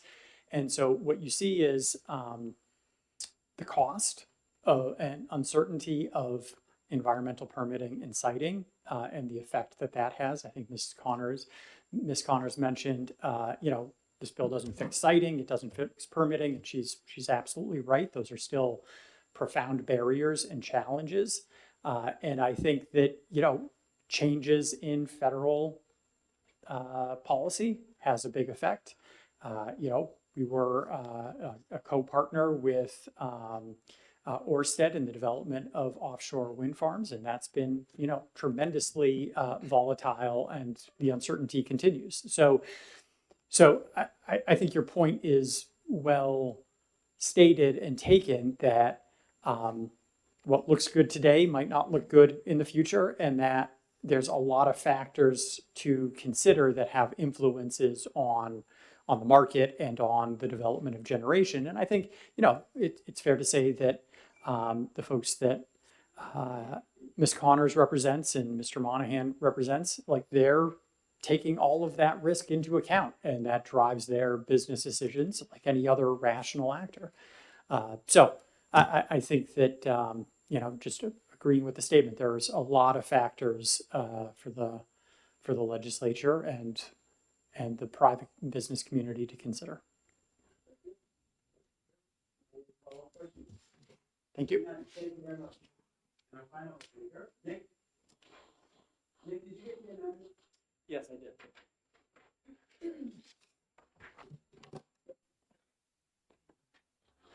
Hey, good morning, Chairman Avard, committee members. I'm Nick Krakoff with the Conservation Law Foundation. I'll be pretty brief. I don't want to repeat what others have said already. I've also handed out written comments here that go into more detail. But CLF shares the bill sponsor's interest in improving energy affordability in the state, absolutely. But allowing utility ownership of generation up to 400 megawatts is a large departure from the utility restructuring law. And I believe it's the wrong approach for New Hampshire. As we're aware, the overall purpose of the restructuring law was to reduce costs for consumers by harnessing competitive markets. We've heard from Mr. Belo today about why that's important and why that has achieved some success, but could still be improved to some extent. And pursuant to the law, there are currently only narrow exceptions to the restructuring law's preclusion of utility ownership of generation facilities. Pursuant to RSA 374G, which allows utility ownership of distributed energy resources not exceeding 5 megawatts and up to 6% of a utility's cumulative peak load. But SB 591 would create a much larger exception to the restructuring law by allowing utility ownership of facilities up to 400 megawatts. I'm not going to mention the amendment, but under the original bill, because the utility would likely seek to add those costs to its rate base and recover the costs from ratepayers, this could create a substantial risk for ratepayers in the event of cost overruns or other unforeseen circumstances. This would especially be the case if utilities attempted to build and operate advanced nuclear reactors. The first advanced nuclear reactors have been, faced considerable cost overruns, have been much more expensive than most other energy sources on a per kilowatt basis. I'm not saying that nuclear shouldn't play a role, can never play a role, but at least the first projects have been very expensive, and I don't think we want ratepayers paying for those costs, at least for. I think there are a lot fewer protesters these days. But anyways, Come on.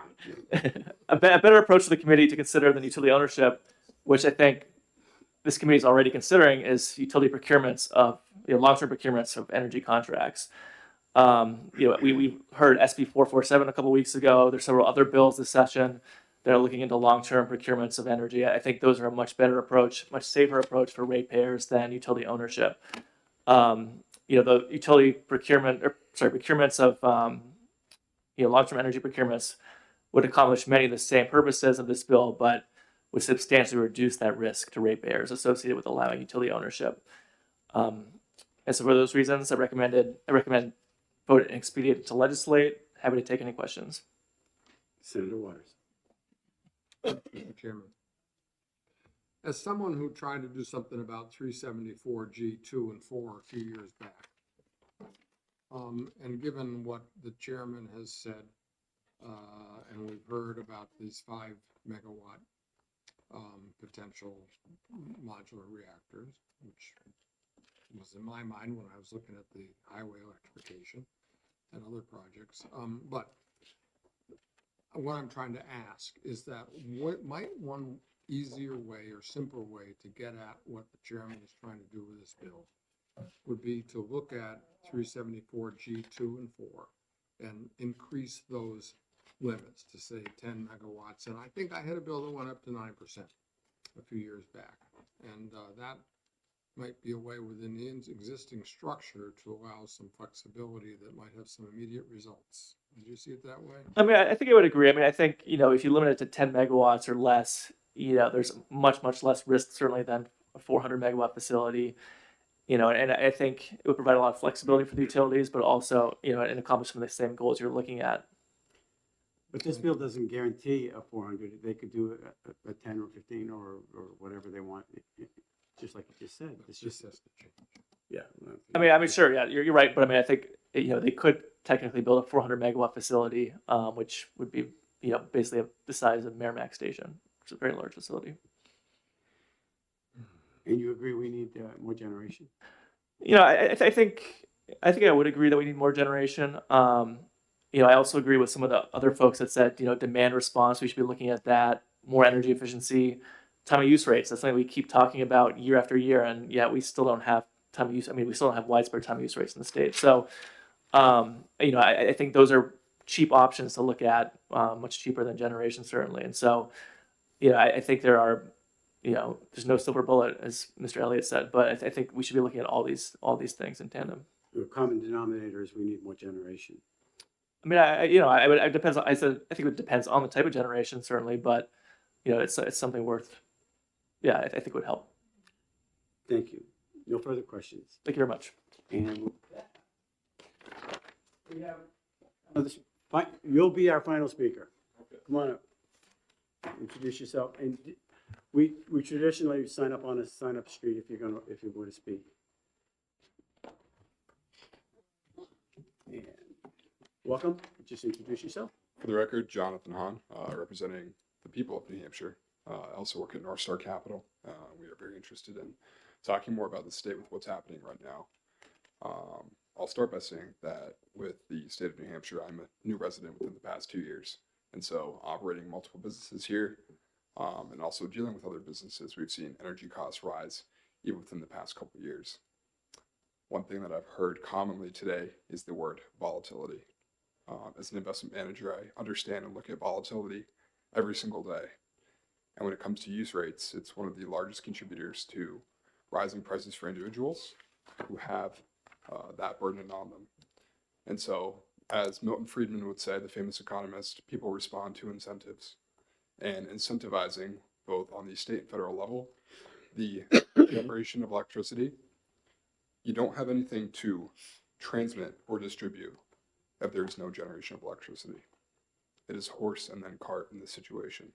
It needs to be understood by the people and the state that if we don't have any way of generating electricity, there will be no issue to solve, because the issue we are facing now is generation.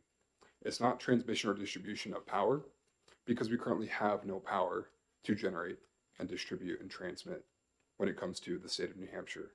We're too reliant on other sources of energy from across the country, and that's why I'm here today to advocate and support for small modular nuclear reactors in the state of New Hampshire. I'd like to talk a little bit about the return on investment standpoint, but not from the business side, but from the individual side. Because at the end of the day, the return on investment should be going towards the people of New Hampshire, first and foremost, rather than anywhere else. Not any private entity, not any publicly traded entity, but for the people of the state. And to put it in perspective, we talked about retail and industrial today. And we talked about the 80% increase in the past 20 years that we've had when it comes to kilowatts per hour for electricity in the state of New Hampshire, which no doubt is high.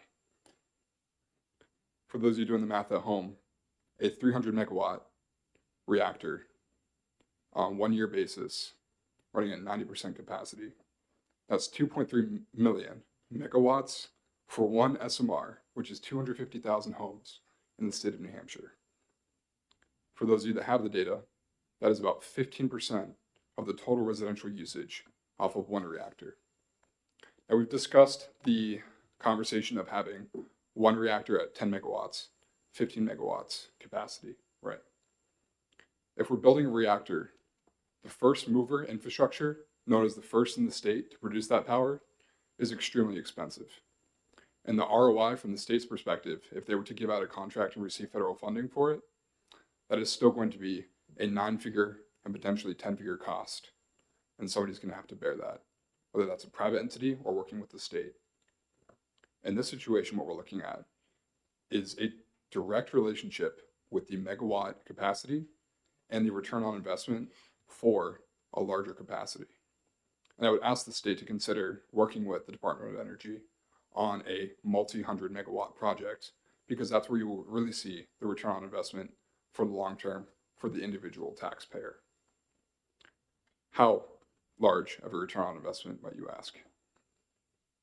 Well, when it comes to volatility, nuclear is certainly the most predictable if you're the one generating the power. And on a wholesale basis, we're looking at about 24 cents per kilowatt per hour when it comes to the distribution rights on the wholesale side. We need to shift costs from the peak levels and have an understanding that the more we generate, the more predictable the capacity is. And when it comes to volatility, those price levels increase drastically on the usage of the power. If we have generation and we have a capacity for it that allows us to build and collaborate from a federal level, we're going to reduce that volatility greatly. And in my opinion, that's where you're going to see the most drastic, largest decreases in costs for the taxpayer. And at the end of the day, that is why we're all here. I'll finish by saying I appreciate David from Constellation and his deferred testimony, as well as Molly's group that's been here today. They talked a little bit about the pros and cons of nuclear. In my respective opinion, the best, most highest return on investment for the nuclear space has been a private entity winning a contract, because they're incentivized both on a time basis, but also to work with the state and federal level to get the contract done.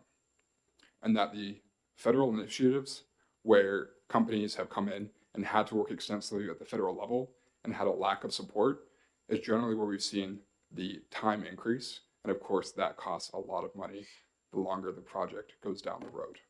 And so having a private entity come in that is incentivized to finish this project with efficiency and being able to connect with the local grid is going to allow the state to see a return on investment for the taxpayers, but also make a pro-business New Hampshire, which is also really good for the state. It's also going to provide lots of jobs, at least over a decade. I'm here to answer any questions when it comes to the syndication and business dealings with nuclear, because I know that's a bit of a concern with the state, especially with, we've talked about with Eversource and other companies having a guaranteed return on investment.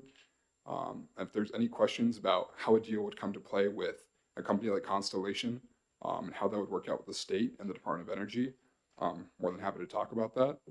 And I'll finish by saying that our current administration is pro-nuclear. And so we have a first mover incentive that's been signed by the Department of Energy for nuclear. That was $900 million. The $800 million of that $900 million was directly for first movers. That is publicly traded companies dealing with states that will allow that money to come in for the first movers.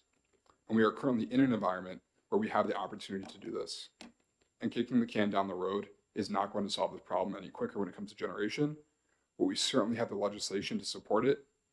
And so time is necessarily not on our side because we don't know what the future holds with the next generation of politics. But right now we have the opportunity to get this done. And I encourage the state to move at an efficient pace with federal authority and federal sponsorship for this kind of thing. First question I have, I need that quote from Milton Friedman again. People respond to incentives. And my second is, and then I'll send it to Senator Waters, but the peak generation, it really does add to our cost, does it not? So when you look at volatility and you understand it from an average basis, we are looking at times at 2, 3, 4 in the morning where people are not online and they're generally heating their homes in the winter at those peak hours. And aside from that, there's not a lot of electricity or heat being used at those times, 2, 3, 4 in the morning. On the flip side, those energy costs can skyrocket 2 to 3 times or even higher for, much higher electricity generating events. And so volatility not only plays a great factor into the cost of electricity for the individual taxpayer, but the thing about volatility when you generate your own power is the removal of that volatility by drastic levels. And if you can understand the volatility, you can forecast the price and you can decrease the overall price level. Senator Waters? Thanks, Mr. Chairman. I may not have heard correctly, but I think you said that we weren't generating enough power in New Hampshire. I think we're a net exporter of power in the state. You can go online and find out the figures about that, but we are a net exporter. I think overall in New England, the demand is growing for generation, and we all agree with that. I think I'll also will note that there's a very open environment in the legislature for small modular reactors, and we've done some things on that. So I think that conversation is one that will continue, whether or not it should be the public utilities that own and build them. That's kind of what this bill is about, or other factors as well. So I appreciate your testimony, but just wanted to offer that sense that if you take a look more at the particular situation in New Hampshire, I think you'll see what some of the things we're talking about. I appreciate that. Thank you. Any further questions? Senator Rosenwald? Thank you, Mr. Chairman. So I think I heard you say that you could envision a 400-watt nuclear facility being built in New Hampshire. Can you think of any communities that might want that located in their community? I think it's more than a valid question. And if you look back at the articles that were written back in the day when the Seabrook nuclear reactor came online, there were individuals in the community that voiced their opinion on the displeasure of having that in their backyard. I do want to be clear that a modular nuclear reactor, it is a very quiet, undisruptive, large piece of machinery. But at no way will this project move forward without the public support and the understanding of how it's going to affect the community. And the first step to building a reactor, once you get approval, is doing your land and environmental survey. Nothing happens with generation of power until you understand the sentiment of the community and you look after the environment. The greatest asset of New Hampshire is its people. I don't think we understand that enough. I don't think we advocate for that enough. And if the people of New Hampshire want lower energy costs and they want to understand that this is a long-term investment into the cost of living in this state, and they want a pro-business state, all you have to do is show them the math, and it's there. But at the last second, we don't want this coming to the table and having people be forced to have this in their backyard. We want to be able to work with the communities around here, because that is the biggest part of this, is helping the people, and we don't want them to lose sight of that, because this is really what we're here for. Oh, thank you. As I understand these modular nuclear reactors, they're much smaller than 400 megawatts. And they could be placed at current generating facility locations. Like there might be room at Seabrook, there might be room up in Berlin, but a new 400 megawatt facility could not be located at those plants, right? So I'm not familiar with the land specifications for Seabrook. I'm just thinking about the size. Well, Seabrook Sure. or Merrimack, right? Could do Um, 400. You can stack them too, that's what doing here. Okay, thank you. Is it my understanding 3 Mile Island is going back online? That's correct. I do want to reiterate that there is no plug and play methodology in this project, right? It's not just picking up a nuclear reactor from your federal general store and bringing it down to New Hampshire and plugging it in, right? This is a long-term infrastructure play that's going to benefit the state, but there is a lot of capital investment that is needed. And because we have the federal sponsorship for it in the pipeline, that's why I think it's a really vital time. If there was no federal sponsorship for this deal, there would need to be a large, significant private investment. And so building out the infrastructure for this needs to happen by being the first mover. And that's going to be the toughest, most expensive part of this. Either that, or we can just plug into one of those micronuclear subs, right? Just And plug it into the wall, Yeah. right? No. All right. With that, no further questions. Thank you very much for your testimony. Thank you. And we're going to close the hearing on this, and we're going to open up on to the next one, which is 5. That's yours. Yeah. Yeah, we could have the portable, small room out there, we could have portable solar, right? Plug it in, right? And glow. All right, we will open the hearing on Senate Bill 537 and recognize the prime sponsor, Senator Avard, to introduce.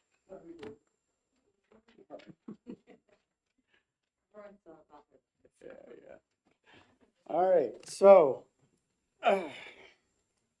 thank you, Mr. Chairman, committee members, and for the record, I am the prime sponsor and only sponsor of SB 537. Basically, I was asked to bring this in. I know that there's going to be individuals that want to speak on this who asked me to bring this in, so I'm bringing it in. It's 537, repealing the authorization for the Public Utilities Commissions to approve alternative forms of regulation. And with that, I will close my testimony. Any questions from the committee? Senator Rosenwald. Are you able to tell us who asked you to bring it in? One of our assistants, on behalf of the, I believe it was the executive branch. I'm sorry, The executive branch? the executive branch. So the DOE. Something like that, yes. Thank you. Thank you, Senator. Would you like the DOE to come up next? I would love it. Josh? Come on up. Let's see.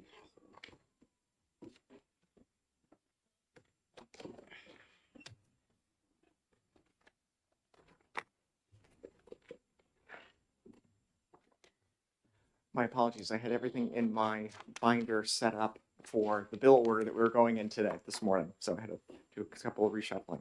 Good morning, Mr. Chairman, members of the committee. For the record, Josh Elliott, Director of the Division of Policy and Programs for the New Hampshire Department of Energy. The department is in support of this bill, Senate Bill 537, repealing the relative to alternative forms of regulation and incentive regulations. So I want to be clear about this because I think there might be some consternation or maybe a misunderstanding about what exactly by repealing this would actually do.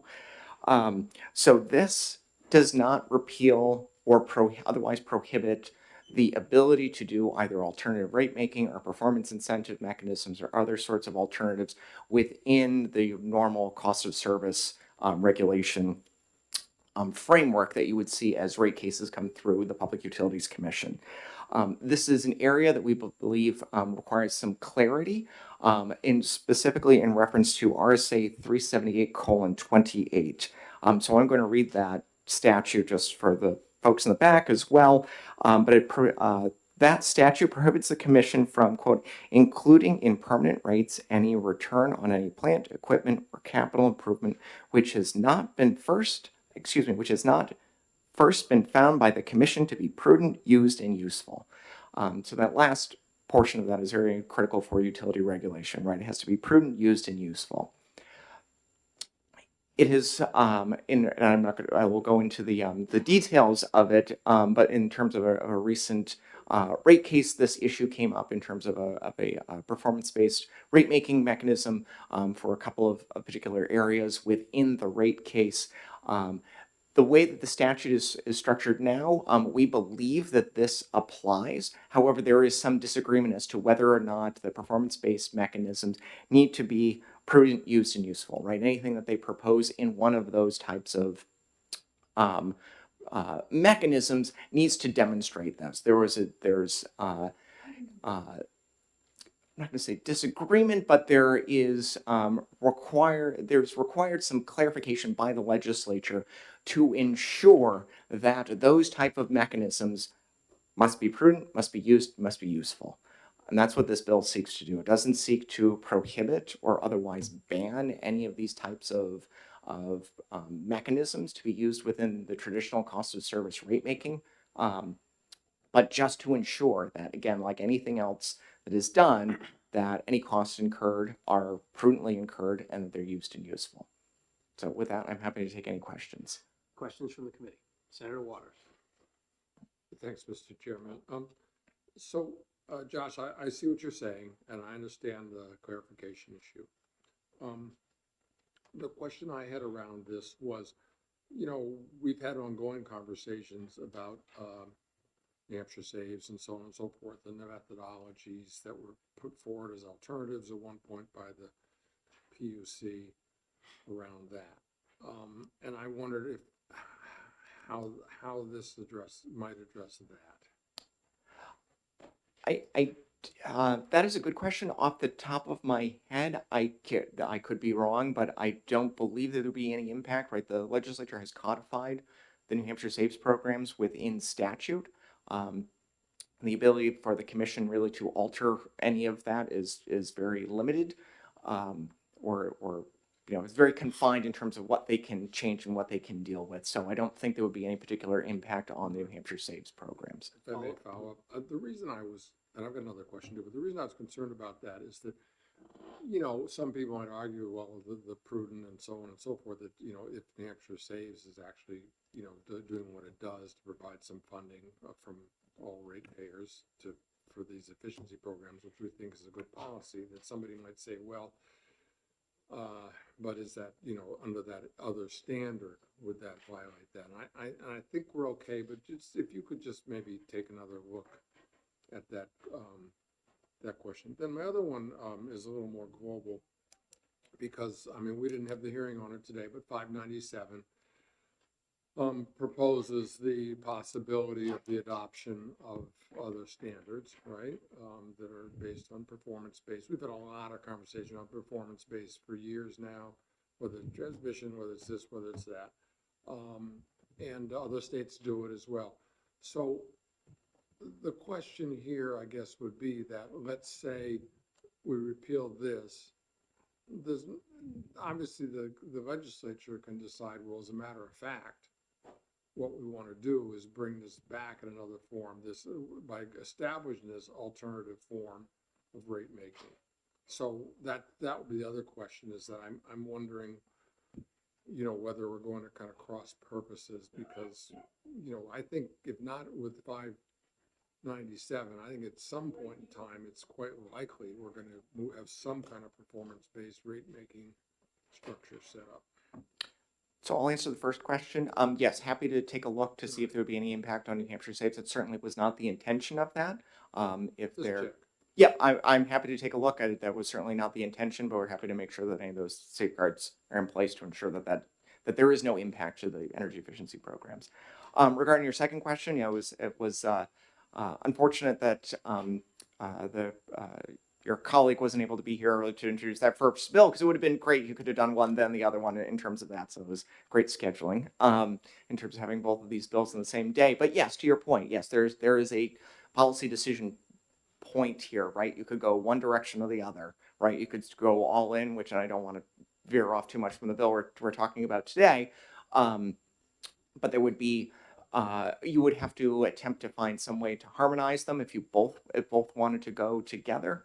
Although I'm not sure if that necessarily would be possible. Thank you. Further questions? All right, seeing none, thank you. Thank you. Folks, we have several of you that want to speak, and we are going to run up against the time constraint. So I'm just going to ask you to be as brief as you can, and if you feel there's more the committee needs to know, please send us some emails. So, Dina Dennis? Yeah, they're gonna kick us out at 12 o'clock. Yeah. And I apologize for making the first one go a little bit late. Good morning, Mr. Chairman and members of the committee. For the record, I'm Dina Dennis, representing the Community Power Coalition of New Hampshire, or CPCNH. CPCNH is neutral on Senate Bill 537. I guess, to be really brief, our main concern with it is don't take away tools from the commission's toolbox. If there are opportunities where alternative and/or incentive regulation could improve the regulation of public utility services in the state of New Hampshire, it should be an option that the commission has at its disposal. And that's it. I'm happy to take any questions. Questions from the committee? Sorry, questions from the committee. Seeing none, thank you very much. Thank you. I would like to hear from the consumer advocate.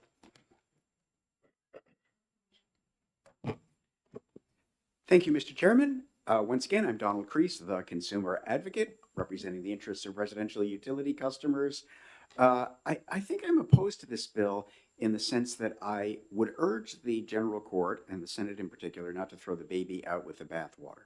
There are certainly concerns about alternative regulation that is a inevitable consequence of an unsatisfactory decision that the commission made in the Eversource rate case, approving an alternative regulation plan that essentially allows the utility to earn return on investment that hasn't really truly been scrutinized for its prudence, its usedness, or its usefulness. So that is a problem, and I respect my friend Josh Elliott for bringing to your attention the tension between RSA 378-28 and the statute that authorizes alternative regulation.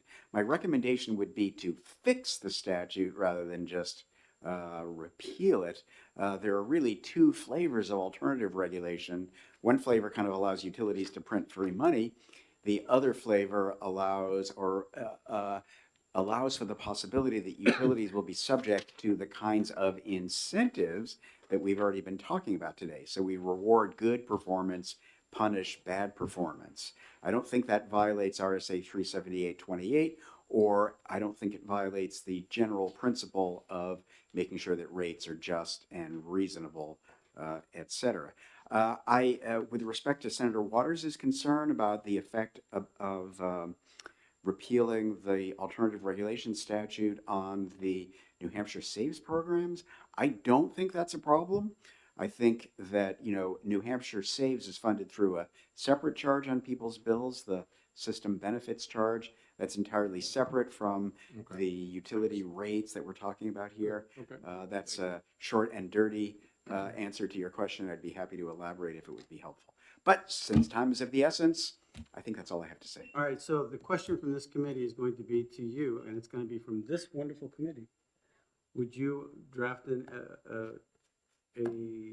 some language that we could possibly adopt to address some of the concerns with this bill? I would never be foolish enough to refuse a request like that. See that? Now, this committee is working with the consumer advocate. It was a beautiful thing to watch. So there's no white whale here. Questions from the committee? How do the kids do this? No, that's right. No questions, thank you. Thank you. Sam?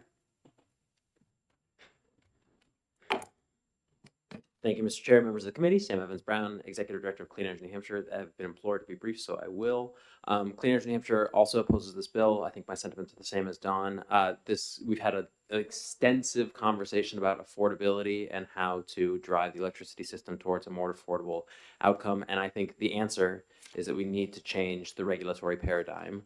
And that is exactly what the alternative regulation statute envisions. I would agree that we don't need, it is hard to do. Good performance-based rate making is complicated, just like good cost of service rate making is complicated. And so I don't think it's strange that perhaps there was a misfire on the first or even second go around. So let's not throw the baby out with the bathwater. Plus one. So we're on short stop right now. Right. Okay. That's right. All right. Questions from the committee? Seeing none. Thank you. Nick, I'm going to ask you to be brief. Yes, you wanted to talk.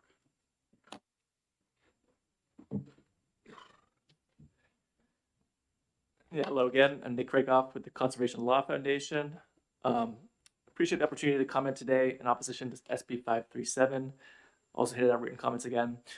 Again, I share the bill sponsors' interest in improving energy affordability, but SB 537, I believe, is the wrong approach. I guess one thing to note is that SB 537, it seems to assume that the alternative regulation that was approved in the recent Eversource rate case, is to blame for the rate increases in that case. While I think there is a risk that the alternative rate making that was approved in that plan does lead to rate increases down the road, I wouldn't say that was the reason for the rate increases, in that case. That was more based on just traditional rate making, those rate increases. And I would note that cost of service regulation, which is what we've been talking about, that also can run counter to the goals of affordability. It can incentivize utilities to gold plate, i.e. overinvest in capital projects, to undertake large capital intensive projects, to increase energy sales, to increase revenue. So cost of service by itself doesn't keep rates affordable. Conversely, some types of alternative regulation can encourage utilities to contain costs and prioritize affordability. One such type, as we've mentioned, is performance-based rate making. And performance-based rate making in particular can be used to support affordability. So in states like Hawaii, Connecticut, regulators have adopted or proposed performance-based rate making mechanisms related to affordability, using them to minimize electric service disconnections, to measure the degree to which monthly electric bills are unaffordable or too big of a burden for households. So, I don't think you could just say, one way or the other, cost of service good, performance-based rate making, alternative rate making bad. There's different degrees to either. Therefore, alternative forms of utility regulation, such as performance-based rate making, they're a useful tool for public utilities commissions to advance energy affordability, or can be at least. So therefore, I would urge you not to advance this bill, because it would eliminate a useful regulatory tool that can be used to both contain costs and to prioritize improvements to rate affordability. Thank you. Thank you. Questions from the committee? Seeing none, thank you. And our final speaker, Mr. Licata.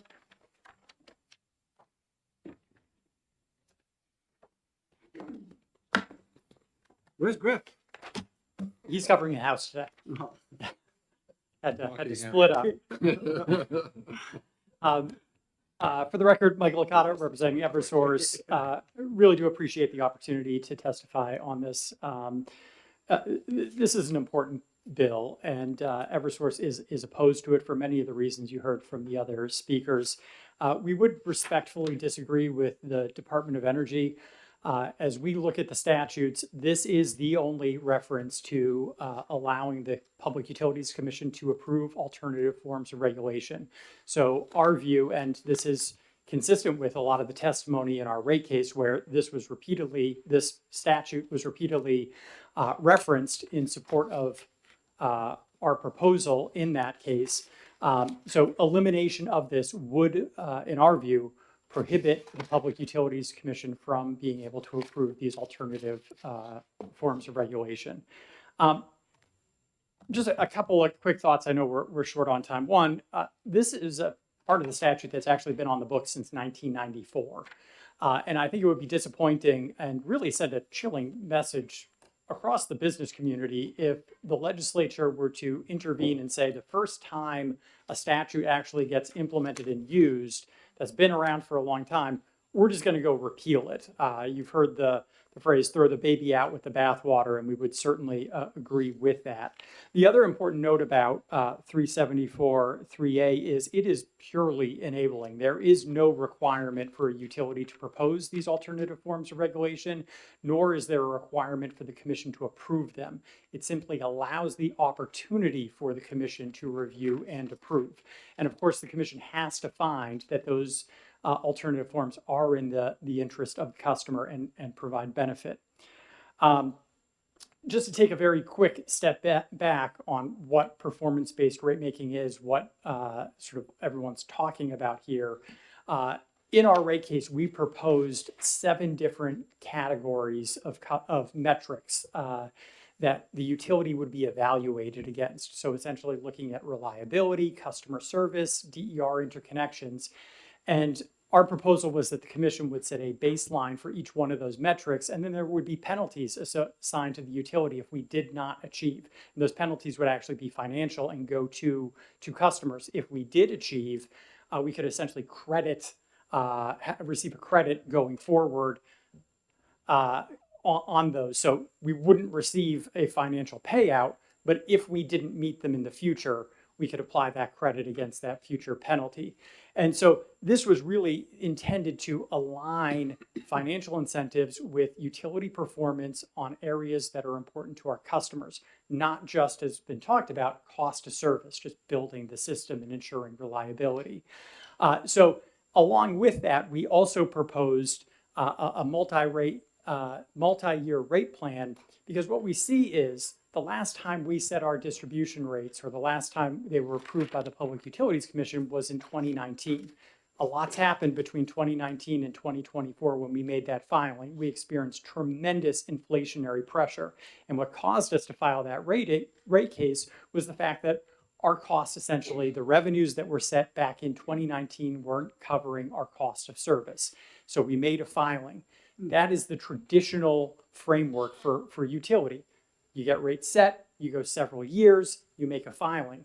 What you see is there are a lot of costs that build up, and so you get large rate increases. What we proposed was, instead of that, having annual allowances tied to inflation that allow us to continue to invest in the system. Now, those allowances aren't tied to specific projects, so there's a lot of talk that's been about, oh, it has to be used and useful, has to have a prudency review. All of our spending under the commission order is still reviewed.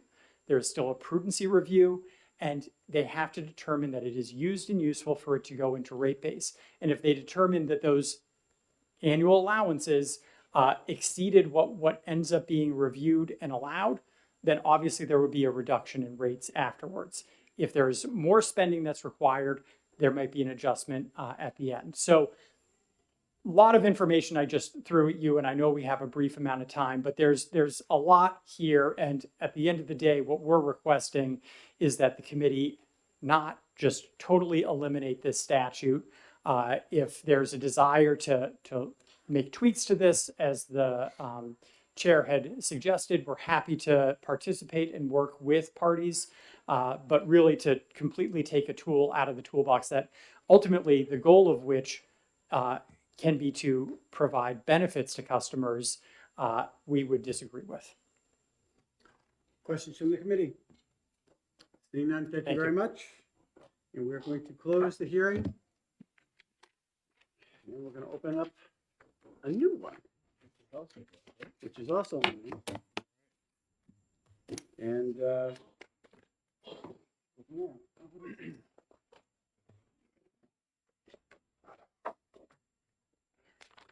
All right, we will open the hearing on Senate Bill 518 and recognize the prime sponsor, Senator Avard, when he's ready. 518? Yeah.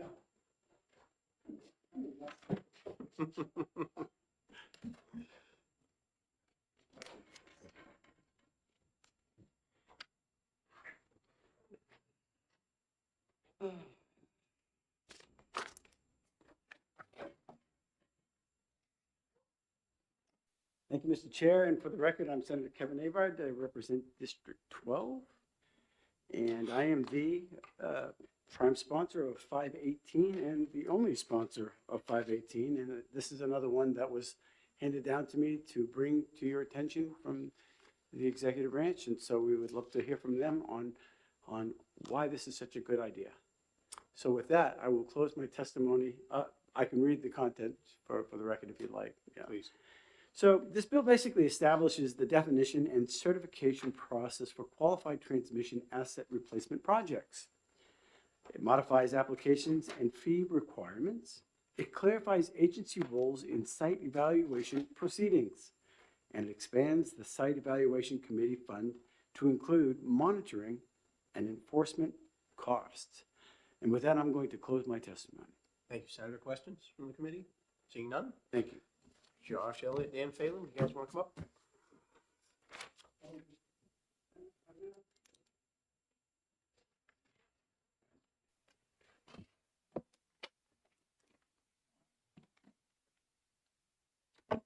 Good morning, Mr. Chairman, members of the committee. For the record, Josh Elliott, Director of the Division of Policy and Programs, the Department of Energy.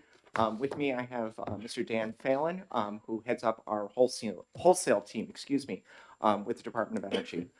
The department is in favor of Senate Bill 518, I'm going to skip my opening remarks, other than I know we've talked a lot about cost and affordability today.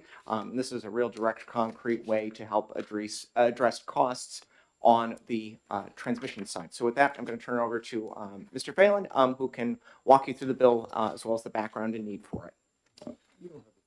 Hi, thank you to the committee. I'm Dan Phelan. I'm Regional Policy Director at the New Hampshire Department of Energy. I will try to be brief, but unfortunately, the last time I tried to tell my 7-year-old about something at work, he said, and I quote, "Are you going to yammer on for 30 minutes?" So I'll do my best. This is a very big issue. This is a very important issue, and it's a broad issue in process and dollars. It's been a long time in the making. We're here today to make some changes that will result in New Hampshire ratepayers being protected from rising costs of transmission. So asset condition projects, in brief, are the replacement of transmission poles in the field that have deteriorated due to age, wear, and an awful lot of the time woodpecker damage. Woodpeckers are responsible for a very large part of your transmission bills. The problem is that, yes, there are many assets, many transmission lines in New Hampshire that need replacement across New England, not just in New Hampshire. The problem is that there is limited oversight, almost to the point of zero oversight of these projects at the federal level, at the regional level. And that's a problem that the states collectively have been trying to address for a few years now. So what I've passed out to you is a summary document that was created by NESCO, the New England States Committee on Electricity. That organization represents the voice of the 6 New England states as best it can. And it has created this document because this is truly an issue where the 6 New England states are united. This is something that is important to each and every one of us because all of our ratepayers pay for these transmission costs. You can see that since 2016, $4.2 billion asset condition projects have been put into the regional system plan. That is projects that will be built and collected from ratepayers. Looking ahead, that number is going to skyrocket to almost 87% of transmission costs in 2030. So by 2030, New England consumers will invest an additional $5.4 billion in asset condition projects compared to just $833 million in reliability projects. Now, reliability projects have a robust system of review at ISO New England and through the stakeholder community called NEPOOL, New England Power Pool. They're reviewed by technical experts, of which the state sort of outsources to ISO New England. And they are reviewed by the community and have a good solid backing for the reasons why the projects are occurring. However, asset condition projects essentially have no oversight. The transmission companies can decide when they are going to replace these projects. They bring them to the Planning Advisory Committee for really a cursory review. And ultimately, they're in the driver's seat on deciding whether or not to go forward with a project. Now, since 2022, the states, the stakeholder community in NEPOOL, and the ISO New England have been involved in conversations that would increase oversight of these projects. It's been a long road. Originally in 2022, there were situations where there was just not being a proper case being made by the transmission companies to justify their expenses. They weren't showing that these assets needed replacement. They were putting forward projects that appeared to have scope well beyond what was necessary. It really created this problem that we've all been trying to address since then. This bill is a little bit complicated. It's a little long. It sets out some responsibilities for the site evaluation committee to look at when issuing permits to allow a asset condition project to move forward within the state of New Hampshire. This is one of the things you're probably going to hear is that the Federal Power Act ties the hands of the states on these issues because these are transmission assets. These are regulated by the FERC. New Hampshire, as a state, you don't have a say here. However, the one thing we do have a say quite clearly in is siting. We have the power to site and review these projects in our own backyards. So that is where we are heading towards with this legislation. The key point of the legislation, it sets out a lot of criteria, it sets out some qualified and some other replacement projects. I would indicate on page 3 of the bill, lines 23 through 31 are the true meat of the legislation. That is where we set out the criteria that the Site Evaluation Committee will look at when reviewing these projects. And importantly, number one, beginning on 26, is that the project is required to correct an underlying condition that negatively impacts the provision of reliable service. That is not something that the transmission companies need to do today. They do not need to prove that their poles are completely deteriorated and that the line needs to be replaced. And I'm also going to point to number 4 as an important thing, which is that has no alternatives that could provide a similar level of service for a lower cost.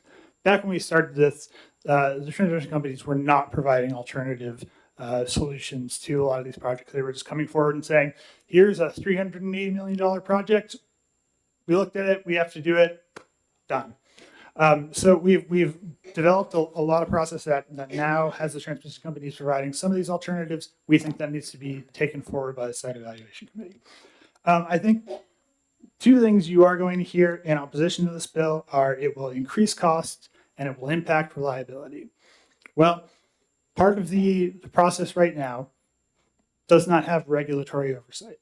So yes, there is going to be increased regulatory costs associated with these, but it is going to prevent projects that do not need to be built from going into rate base and being paid by all New England ratepayers. Secondly, the reliability question. We're not trying to stop projects that need to go forward. We're looking for the utilities to prove it. We're looking for them to show that there is a reason these projects need to go forward. Some of the projects have been put forward where only 7.5% of the poles showed a need to be replaced, and companies were trying to replace the whole line. It was an absurd situation.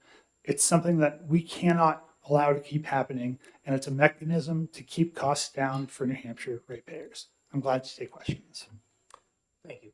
Quick question, because we're running really short on time. So just Senator Waters? Yes, so, since we're short on time, I will just note that we spent a lot of time trying to do the site evaluation committee reformulation in order to make sure that we could shorten timelines and regulatory red tape and so on, so projects could actually happen in this state. So, in all of that you're proposing here, on page 3, line 5, that everything you're proposing here does not change that 180 days. That the site evaluation is got to be done in 100 days. They have 30 days to tell them whether the application is complete and 180 days to issue the certificate. Yes. That doesn't, nothing here changes that. I don't believe so. Okay. Senator Rosenwald, did you have a quick question? Chairman. And then we're going to have to move because I've I got assume 6 you meetings. guys wrote this bill. Yes. And the way I read it, it would be a lot more work for the site evaluation committee. Could you try to explain to me why there is no FN on this bill? Because it's going to increase the workload and therefore presumably the cost to the state. Thank you, Senator. I will be brief. So the agency does not pick whether or not a fiscal note is generated for a bill. That is something that's done by OLS. In regard to your second question, there is on page 3 on lines 7 through 10, there is a recovery mechanism that allows, like any other project that goes before the site evaluation committee, the proposer of the project pays fees into that, which would then go to pay any of the expenses incurred by the site evaluation committee.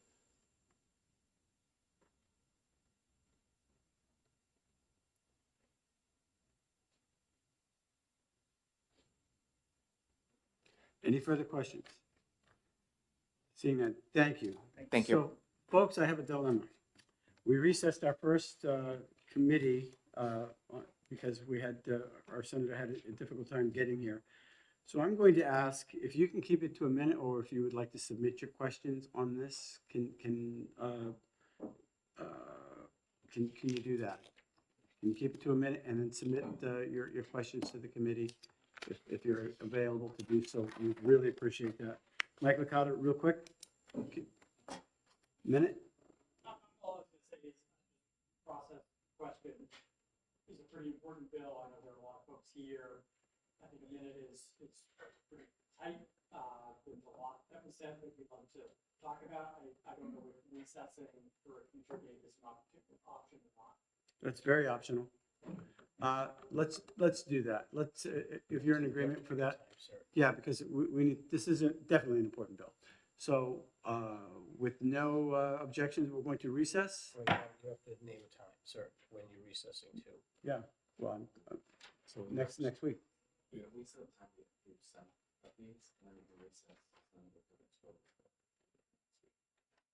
We've already recessed your bill. I don't know if 15 minutes is going to be long enough for this. Have you talked to the boss? Yeah, she has. I'm kicked out at 12. Can you let her introduce it now and then we'll come back to this bill for as long as we can? Let's do that. We're going to recess to hear a bill that we recessed. We're still not gonna have enough time, but. Set me double recess. So in recess, you're it, Senator. Thank We you. unrecess you right now. Thank you, Senator Everard. And thank you, committee, for your accommodation. My tires were a little wobbly on the way up here this morning, so took me a few extra minutes. But morning, Mr. Chairman and honorable members of the committee. For the record, I am Senator Rebecca Perkins Quokka, representing District 21, which is Portsmouth and surrounding towns. I'm here today to introduce Senate Bill 597, the Lower Your Energy Prices Act. I'm also bringing forward an amendment to update some aspects of the bill following some recent developments with the Public Utilities Commission and some conversation with Eversource. The bill before us largely does two things: stabilize utility rates for the ratepayer and encourage grid modernization and investment by encouraging and implementing new rate structures for utilities. Thank you. New Hampshire is consistently in the top 10 most expensive states for ratepayers, often following or preceding states like California and Hawaii. The New Hampshire average rate is 39% higher than the national average. This results in prohibitively expensive monthly payments for Granite Staters who simply need to keep the lights on and keep their homes warm. Many of these ratepayers are seniors on a fixed income or young working families still trying to gain their footing in this great state. Just this July, the Public Utilities Commission approved a poles and wire charge increase from $14 to $19 per bill and approved an annual automatic $2 monthly rate increase as well, which was fortunately revised. What this bill would do is ensure that if rates are to surpass a certain threshold, currently suggested at 4%, more than the previous year's rate adjusted for inflation, that the utility provider must adopt a performance-based rate-making structure. The commission has further signaled they will be opening an investigative docket this year to further consider these performance-based rate makings and alternative regulatory structures, which this bill seeks to encourage and direct. Under the traditional capital expenditure cost of service structure, returns for investments in operations, maintenance, software, and service are not authorized, only poles and wires and other capital expenditures. This disincentivizes utilities from enhancing, maintaining, and streamlining what we already have, including modernization. This simultaneously allows us to make sure that we're looking ahead with a good eye. This bill would require, should rates increase a certain extent and the consumer be forced to pay more, the utility make the most of the public's dollars by directing them to these alternative rate making structures, which would help us manage volatility, would optimize assets, maintain and improve services, and make sure we're taking advantage of all procurement and generation resources that are available, including demand flexibility and grid modernization. So this bill works simply to provide New Hampshire ratepayers with a little more predictability on their energy prices on a more efficient, reliable, and updated grid, and does not limit the utility's ability to earn a return on investment for prudent costs, which is already at 9.5%. But the bill fights for lower reasonable rates for consumers and a better, new, more efficient grid, which I hope we can all work together on. And I brought copies of the amendment. We've been working to address conversations that we've had with Eversource, which I'm sure Eversource will speak to. There are pieces here that, are aligned and some that we still are having conversations about, but we are, this amendment is intended to sort of advance those conversations, reflect the fact that a docket was opened at the PUC that addresses some of the elements of this bill and just kind of provides some direction there. And then also enables some examination of other things that are leading to rate volatility so that we as a legislature can sort of get smart on those and help contribute to the conversation. With that, I'm happy to take any questions. Seeing none, thank you, Senator. We appreciate it. Thank you.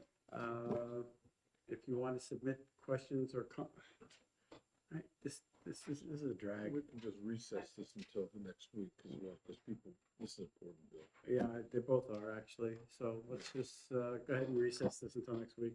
Sure. And we have a couple of other bills next week as well that are going to take some time. So with that, we're going to recess this bill. Let's reopen. We can reopen this other one, but we're going to lose members. And again, this is another bill that's going to probably need a lot of work. See you next week. Thank you, Senator. We'll open up 518 again. Right? Is it 518? Yeah. Mr. Licata, you got 10 minutes? Chair. Mark? I can't be here next week, so I'd love to speak today. All right, Mark, will you be our final speaker, or are you going to be quick? Okay. I need a few minutes. Yeah, you do.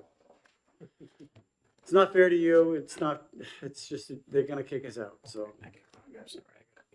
Yeah, I'll try to be as that's all right. quick as I can. Mr. Chairman, members of the committee, thank you for the opportunity to testify today. In opposition to Senate Bill 518, for the record, my name is Mark Brown. I'm here to represent Consumer Energy Alliance, which is a national consumer advocacy organization that supports affordable, reliable, and cleaner energy solutions that benefit all Americans. We aren't suggesting that how asset conditioning projects are considered isn't in need of reform. ICE New England is currently floating the idea of becoming a reviewer for asset conditioning projects. And while there are currently no rulemaking documents public about the need for formula rate reform, passage of this bill would unnecessarily create another layer of review that could delay projects, simply raising costs and maybe even harm liability despite as far as project delays and costs, a few examples of cost increases to transmission projects we decided on permitting delays right here in New England. Connecticut, $68 million. Another Connecticut asset condition project, $217 million in upgrade, additional costs due to sudden permitting delays. Massachusetts, Sudbury Hudson Line, $23 million. New Eagle Station, Chelsea, $55 million.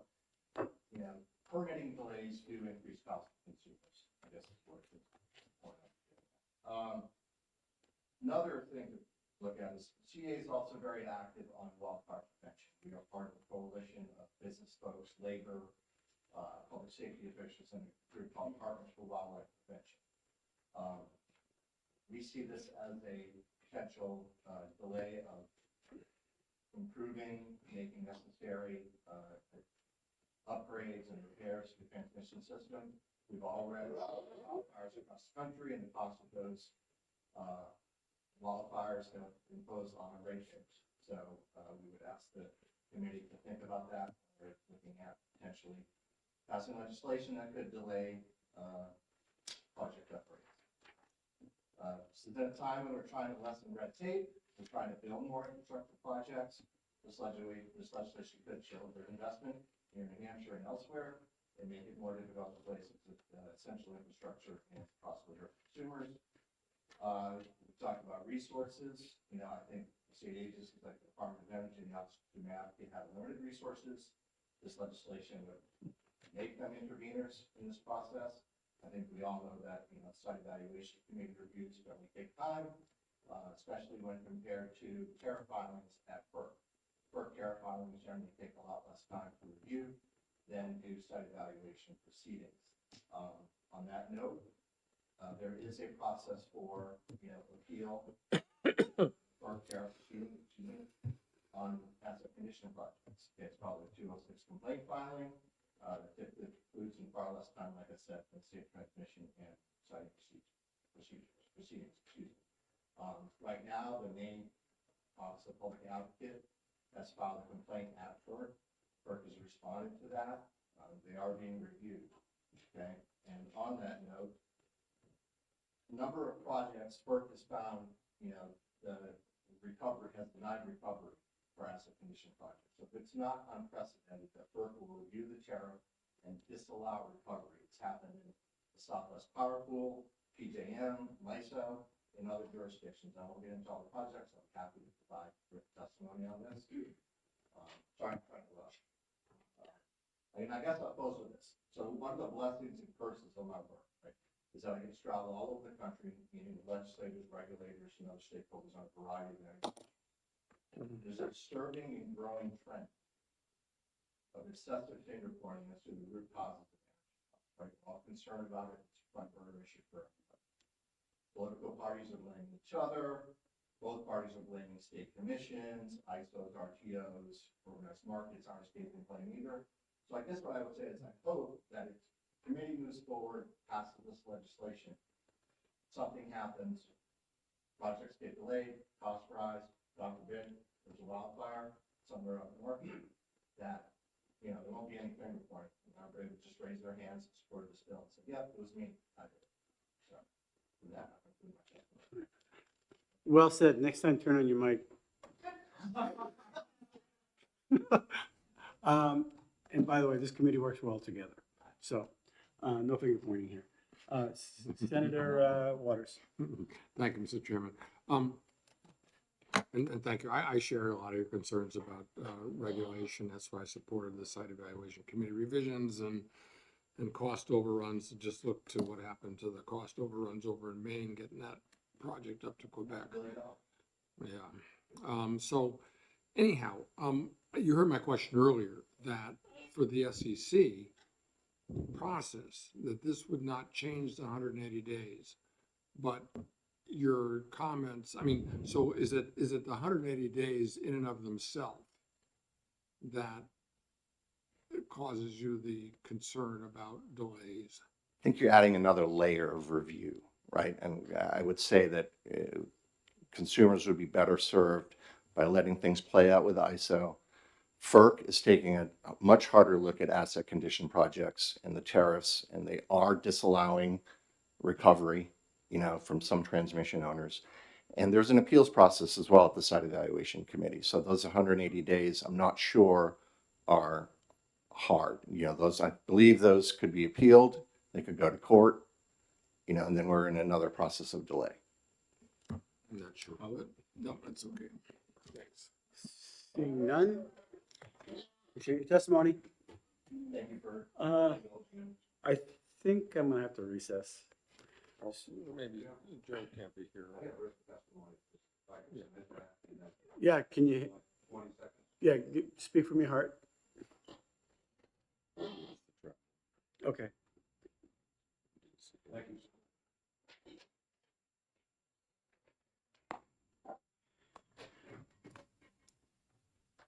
Mike, we'll catch you next week. Thank you. My name is Joe Casey. I'm international rep for the IBEW for the New England states. And I'm representing here today Local 104, the lineman local for the state of New Hampshire. I just want to emphasize with Local 104, the IBEW is opposed to the bill as it stands. As a hardened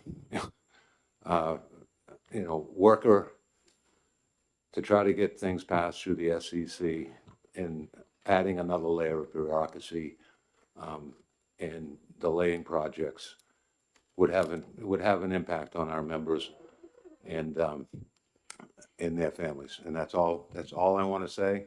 Do you have any ideas for amendments or anything that could change that can make this workable? I don't offhand, but I could certainly. Well, we're going to be recessing after you, so if you got some ideas on how we can improve things without going full blown or whatever, this is a work in progress. I appreciate it. Yeah. Thank you. Thank you. And with that, we're going to recess because we're told to. Sorry about that, folks. I know. We're done. We're gonna hot done. Yeah. Yes, we did. Yeah, so, that's one thing I have to keep in mind. Yeah, so we're gonna definitely limit the landfill, so we're gonna do these first then. Do you want to do 518 or 597 first? So it'll be 536 and 593 that we're going to hear. And then we have 518. This is gonna take some time. Both these bills will take some time. Yeah. Do you want to Just do one of them. just one? Which do one? Howard's. Who's? Pearls. Pearls. 518? Yeah. Do you want to move 597 to the 10th? Yeah, we're gonna have to, because I know for a fact, because of our timing, this is really critical. Yeah. Also, we'll be able to exec a couple things too. Yeah, sorry about that, but No, that's okay. In the back of my head, I'm thinking 1 o'clock, because now we bumped it up to 12, so it's like. Yeah, And she's adamant. if we yeah, I'll do that. I'll do the 3rd and the 10th, and then if we find another time, like if they give us a Thursday or something, I'll try and take it. Okay. And then we'll schedule those two. Sounds good. Yeah. I'll help you on that other bill. I divided. I'm not.